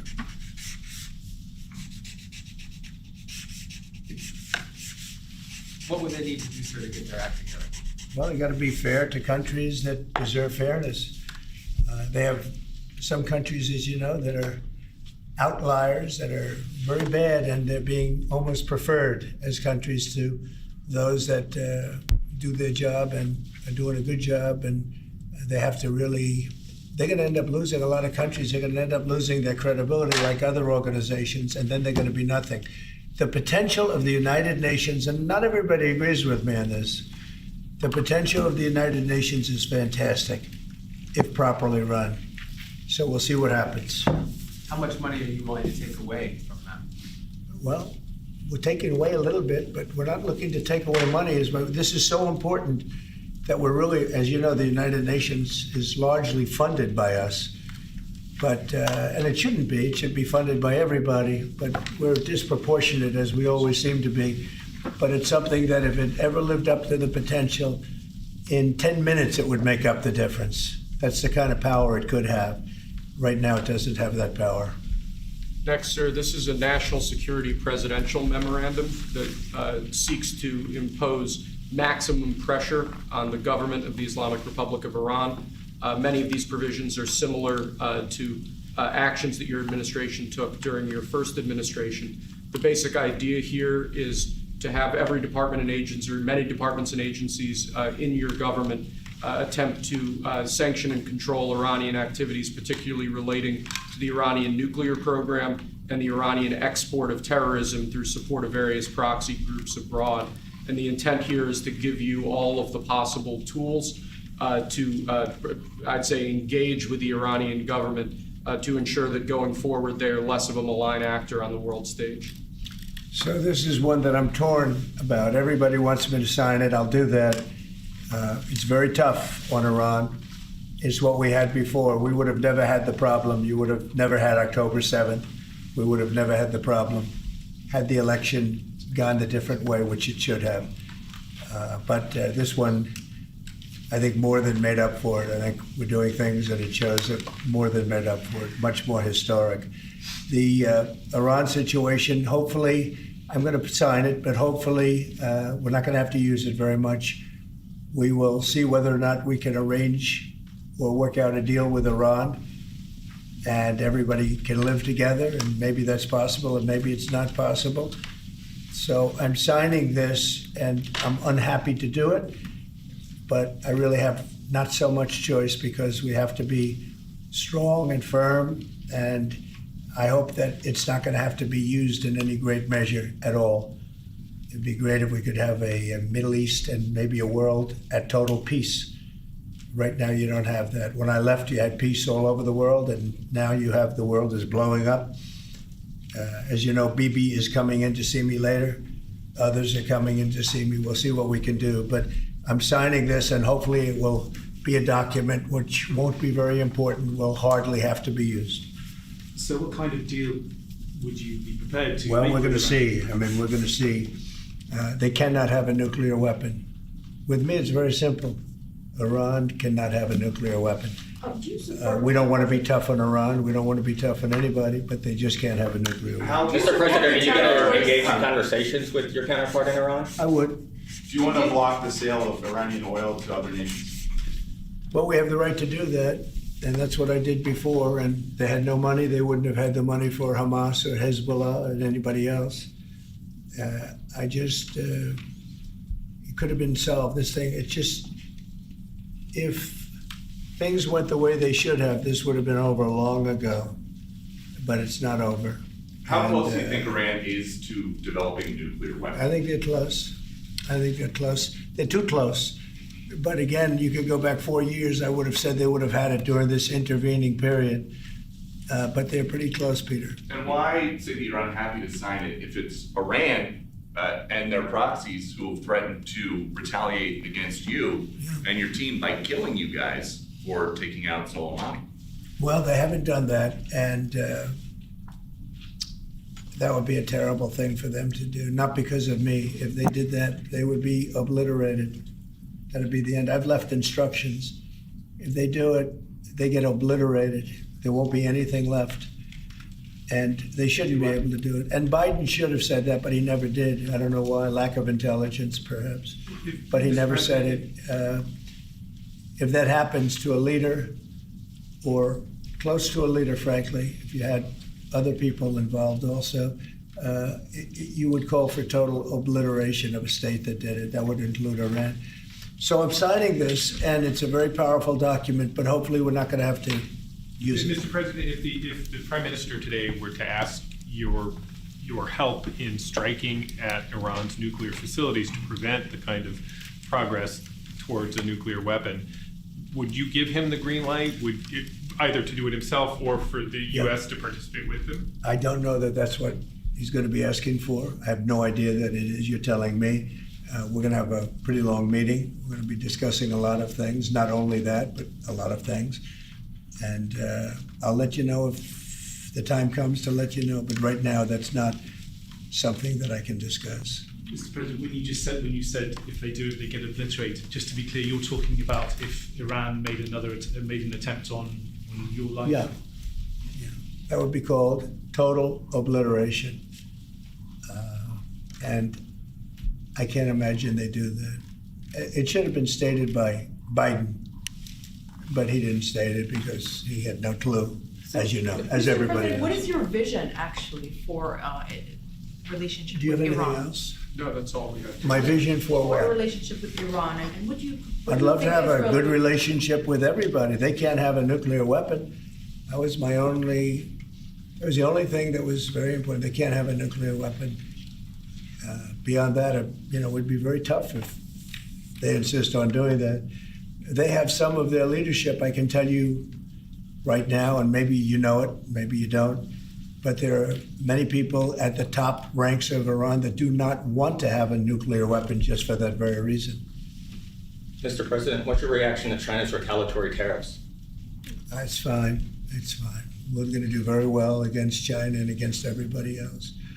Right now, they've taken advantage of the Biden administration like I've never seen. I've never seen. The deficit with China is about $1 trillion. Think of it, $1 trillion. They're using our money to build their military. And Biden let that happen. We're taking a lot of fires here. We came back. This is like a different place. The good news is we're doing very well. We're doing well with countries that nobody expected we'd do well with. We are respected again as a nation, maybe at a level that people haven't seen for many, many decades. But when I left, we didn't have any wars. I defeated ISIS, 100% of the ISIS caliphate, and now the world seems to be ready to blow up, but we'll see if we can stop it. Mr. President, have you reached out to the Iranians about any kind of deal? Say it. Have you reached out to the Iranians about any kind of deal to start those I would discussions? reach out. I mean, I have nothing. I say I'm one that doesn't care whether I reach out or they reach out. A lot of people say, let them reach out, sir. To me, it doesn't matter. It's But just, that hasn't it's started just yet? talk. But I want to see everybody do well. I want to see great countries, and I want to see peace in the Middle East and elsewhere. We're also working very hard with respect to Russia, Ukraine. That's a bloodbath. It's a total bloodbath. What's going on there is incredible. What's going on with the soldiers, young soldiers being killed by the thousands. I mean, literally by the thousands. And we want to see if we can get that stopped. And I think we've had some very good talks. Any update on when you would speak to President Xi, sir? Any update on when you would speak to President Xi? No, we'll speak to him at the appropriate time. I'm in no rush. At the appropriate Do you think that conversation can lend itself to the type of freeze that it meant for the tariffs for Canada and Well, Mexico? we'll see what happens. Well, there's a short-term freeze with Mexico, as you know, and with Canada. But they've agreed to be very, very strong on the border, stronger than they ever were by far, by a factor of about 30. And in addition to that, as you can see, we've been strong because we've had numbers like you've never seen before. I mean, the border is now closed, really closed. And with that being said, we're letting good people come through, and we want good people to come into our country. But the border is closed. In your talks with Prime Minister Netanyahu today, do you intend to press him about how many deaths have been amongst Palestinians? Are you concerned about that death? I talk about that too. Both sides mean a lot. I talk about that. I talk about the other side. I talk about everything. What's your main message to him today during your meeting? Well, I'm here to listen. He's here to see me, and I'm here to listen. So, Will you President, continue how to much of a press? message. Will At you the right continue- time, I'll give him my Mr. message. President, will you continue to press for this idea that Jordan and Egypt take Palestinians from Gaza? Yeah, I would like to see Jordan. I'd like to see Egypt take some. Look, the Gaza thing has not worked. It's never worked.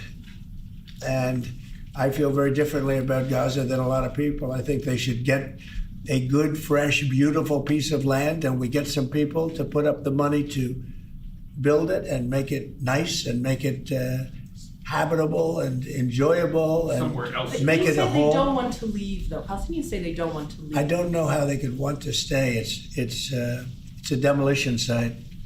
It's a pure demolition site. If we could find the right piece of land or numerous pieces of land and build them some really nice places with plenty of money in the area, that's for sure, I think that would be a lot better than going back to Gaza, which has had just decades and decades of death. Where would those pieces of land be? Well, if they those could Arab be in countries Jordan, don't and want they to could go? be in Egypt, and they could be in other places. You could have more than two, more than one, but you could have more than two. And you'd have people living in a place that could be very beautiful and safe and nice. Gaza's been a disaster for decades. Would the U.S. pay for that? I don't think contribute? I don't Would the think the United States UN would contribute? pay, but I think there's plenty of people that would in the area. They have a lot of money. They certainly have a lot of money. Some of the countries over there, they'd like to see it. I know that Saudi Arabia wants to see peace. I can see that. And many of the countries there, as far as I'm concerned, they all want peace. I think, maybe I'm wrong on this, but I think Iran would like to see peace too. They've had enough. Don't you think they've had enough? But the leaders of Egypt and Jordan have said bluntly they have no interest in doing this. Well, they may have said that, but a lot of people said things to me. They said they wouldn't take anybody back in Venezuela, and right now they're flying them right back into Venezuela. And a lot of people, and they're doing the right thing in Venezuela. The Panama Canal is an active discussion right now. They said things about that. And virtually everything that's been said has been incorrectly stated based on the result. Doesn't that amount to forcibly return to displacing? Gaza? Wouldn't that amount to forcibly displacing those people from Gaza? If I don't they think say they so. want I think to? if they had the opportunity, they'd love it. If they had an alternative to Gaza, they have no alternative right now. I mean, they're there because they have no alternative. What do they have? It is a big pile of rubble right now. I mean, have you seen the pictures of it? Have you been there? It's terrible to live. Who can live like that? And very dangerous. There's shooting all over the place. There's bombing all over the place on both sides. No, I would think if they had an option of moving to an area, either in a large group or various smaller groups, and take care of the close to 2 million people, I would think that they would be thrilled to do it. They have no, when you say about the Gaza Strip, they don't have an option. To be clear, you're saying they'd be thrilled. very dangerous. They'd be thrilled to leave Gaza. Oh, I think they'd love to leave Gaza if they had an option. Right now, they don't have an option. What are they going to do? They have to go back to Gaza. But what is Gaza? There's practically not a building standing.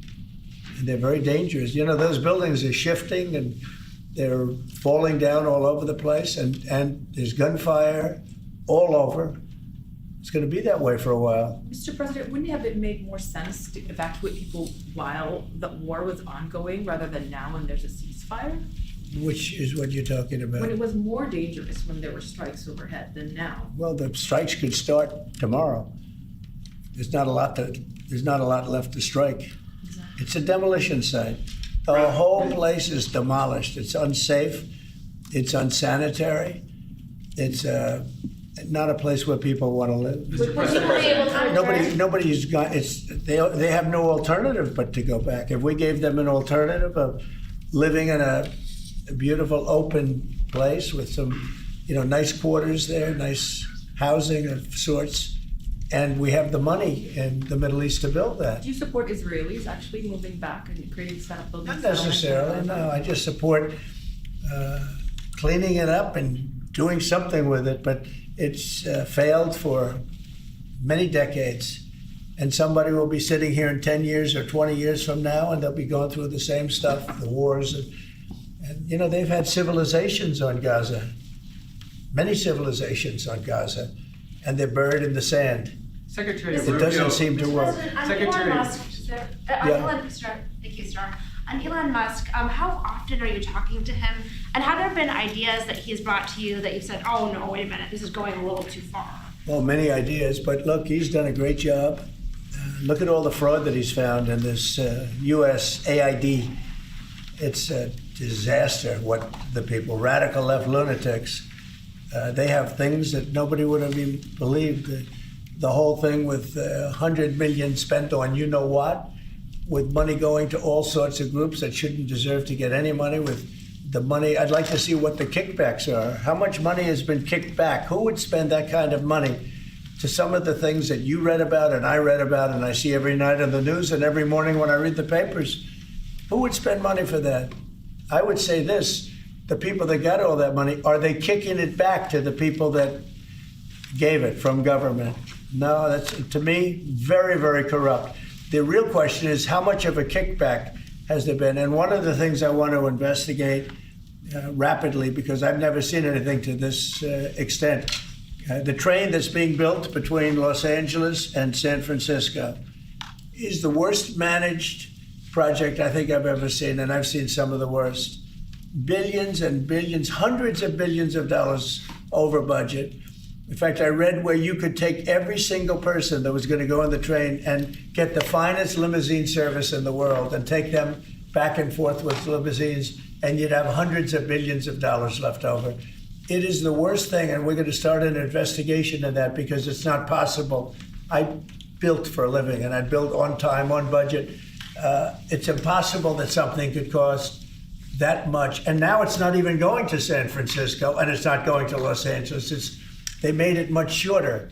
So now it's at little places way away from San Francisco and way away from Los Angeles. No, we're going to start a big investigation on that because I've never seen anything like it. Nobody has ever seen anything like it. The worst overruns that there have ever been in the history of our country.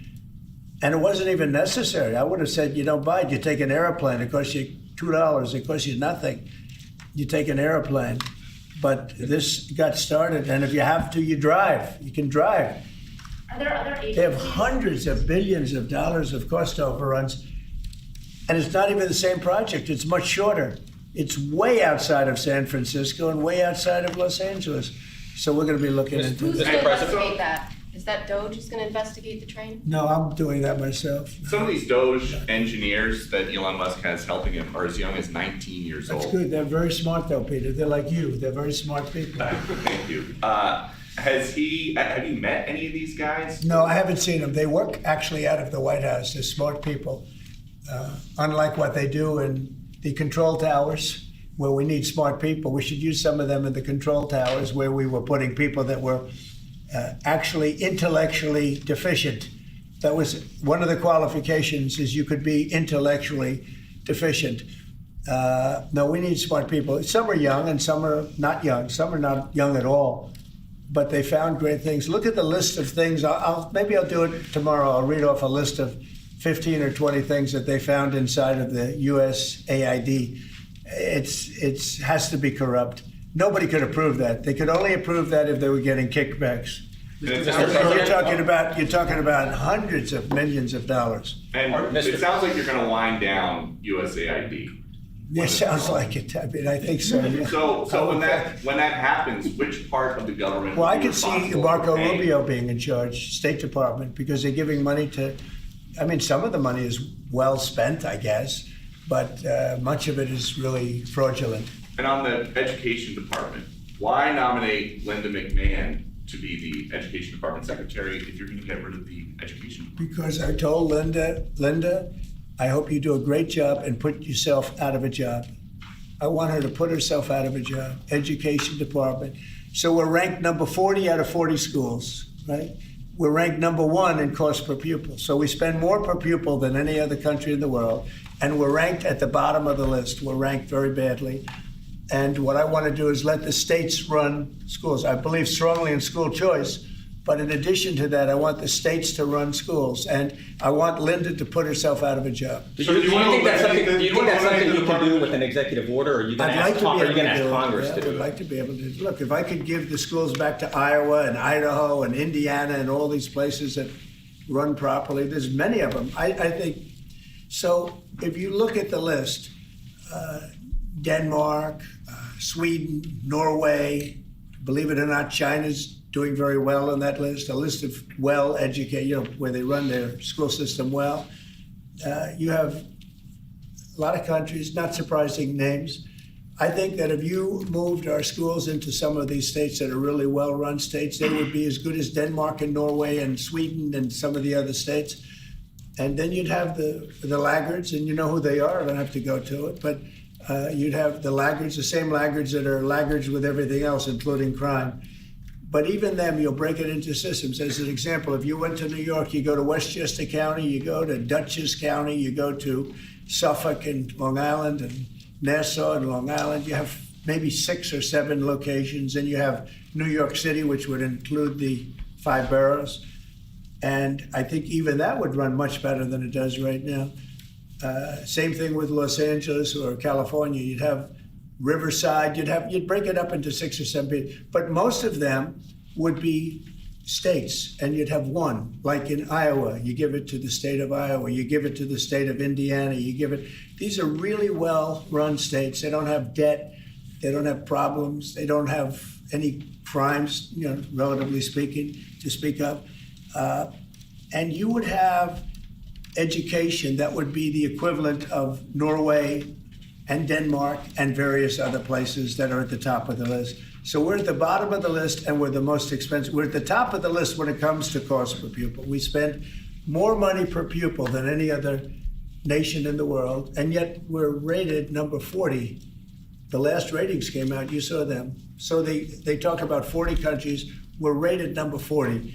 And I say that if we did this, we would go 20, 30 notches up. We could do great. And we would have some of the best districts in the world. But are you looking to do that with an executive order, sir, or do you need to work with Congress? Well, there are some people that say I could. I think I'd work with Congress. I think we'd have to work with the teachers union, because the teachers union is the only one that's opposed to it. Nobody else would want to hold it back. Look, we have to tell the teachers union, we're rated last in the world in education of the top 40. We're rated last. We were 38. Now we're 40. We went to 39. We went to 40. We're 37. But we're at 40 now. The thing just came out. That's under Biden. Remember that. Secretary Rubio announced a deal this week that would allow potentially American citizens who are criminals to be put in a different country. Is that something you're looking to do? No, I didn't know that he announced that yet, but if he did, it's fine, yeah. We have hardened criminals, horrible people. You see them pushing people into subways. The train is coming last week. Guy walking around, just sees somebody waiting for the train. Train's coming 40 miles an hour, and he gets pushed into the subway. And that happens all the time. These are sick people. If we could get them out of our country, we have other countries that would take them. It's no different than a prison system, except it would be a lot less expensive, and it would be a great deterrent. Send them to other countries. If we could go a step further, in other words, we're talking about getting the criminals out of our country that come in through other countries illegally, right? The illegal migrants, as I call them. Well, we have people that are just as bad as them in our country. If we could get them out, I'd be very happy. You would pay El Salvador to house Salvador them? said that he wanted you to pay a fee for that. Would you pay that? Well, it's a very small fee compared to what we pay to private prisons. But under what And a authority? very, very small fee. I don't know, we'll have to find that out legally. I'm just saying, if we had the legal right to do it, I would do it in a heartbeat. I don't know if we do or not, we're looking at that right now. But we could make deals where we'd get these animals out of our country. And if you take the shooters, the people that hit old ladies in the back of the head with a baseball bat when they're not looking and walk down the street, the people that you see it, the people that take out a gun and shoot you for no reason at all.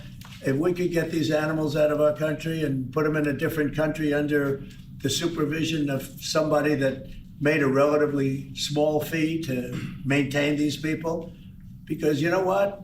These are criminals. You call them hardened criminals. They've been in jail 40 times. There's one 42 times. And every time the person gets out, it's a he. Every time he gets out, he commits another crime within 24 hours. And it's a heinous crime. It's a rough crime. We don't want these people in our country either. We don't want them in our country. If we had the option to get them out and let them be based in some other country at a fraction of the cost, and frankly, they could keep them, because these people are never going to be any good. That person that has been arrested 42 times or 22 times or 17 times and is all in for manslaughter and everything else, and only gets out because of a very weak judicial system that only goes after people like Trump. They don't go after the criminals. They don't go after people like this. And they laugh at our law. If that took place, you would have a lot less crime automatically. So, Sir, you're exploring whether to allow this? On Guantanamo Bay, is there enough space there to accommodate? There's a lot of space to accommodate a lot of people, yeah, so we're going to use it. Can you talk a little bit We more have about it. It's why? already up. We have it for nothing. But we can do less expensive and even more secure. We've had other countries come to us saying, we would love to do that. We would love to take your criminals and we'll maintain that. We'll be their jail. And I'm only talking for the most severe cases. Like, I watched that guy on tape pushing the man into the subway last week. That man that did that is a real bad guy. Many, many arrests. And do you think you're going to convince him someday to be good and a wonderful, wonderful citizen for our country? It's never going to happen. I want to get those people out. I'd love to get them out along with the illegal migrants. The migrants are rough, but we have some bad ones too. I'd like to get them out. It would be all subject to the laws of our land, and we're looking at that to see if we can do it. What other countries have offered to take American citizens? Say it? What other countries have offered to take these American citizens? Numerous, many. And Marco brought it up today. I'm glad he did, because a lot of people are thinking it. When I watch some of the crimes being committed in New York City and Chicago, look at Chicago, the volume of crime that they have and the viciousness of the crime. These people are horrible people. And if somebody thinks they're going to be wonderful citizens someday, they're wrong. It's not going to happen. It's not going to happen. They're bad. These are hard, tough criminals. In many cases, they're crazy. They're absolutely crazy. But they're very dangerous. If I could get them out of the country and be in some other country where they're glad to have them because they make a small fee compared to what we'd pay to a private prison or to, put them in one of our prisons that cost even more money, I think it would be great. I'd love to get them the hell out of our country. Thank you very much, everybody. All right, guys. Thank you, guys. Let's go. Guys, let's go. Who's going to win the Super Bowl? Thank you. I don't want to say, but there's a certain quarterback that seems to be a pretty good winner. And just last one, because you mentioned it many times. What do you think about Joe Biden signing on with a talent agency? You got to be kidding. He signed on with the talent agency? He does. He's got some entertainment agents now. I think he's got bigger problems than that. I really do. I think he's got much bigger problems than that, but I wish him well. We inherited a mess. This place is a mess, but it's quickly being solved, the problem. We're going to make America great again. Thank you very much. All right, guys, let's go. Thanks, guys. Thank you. Yeah.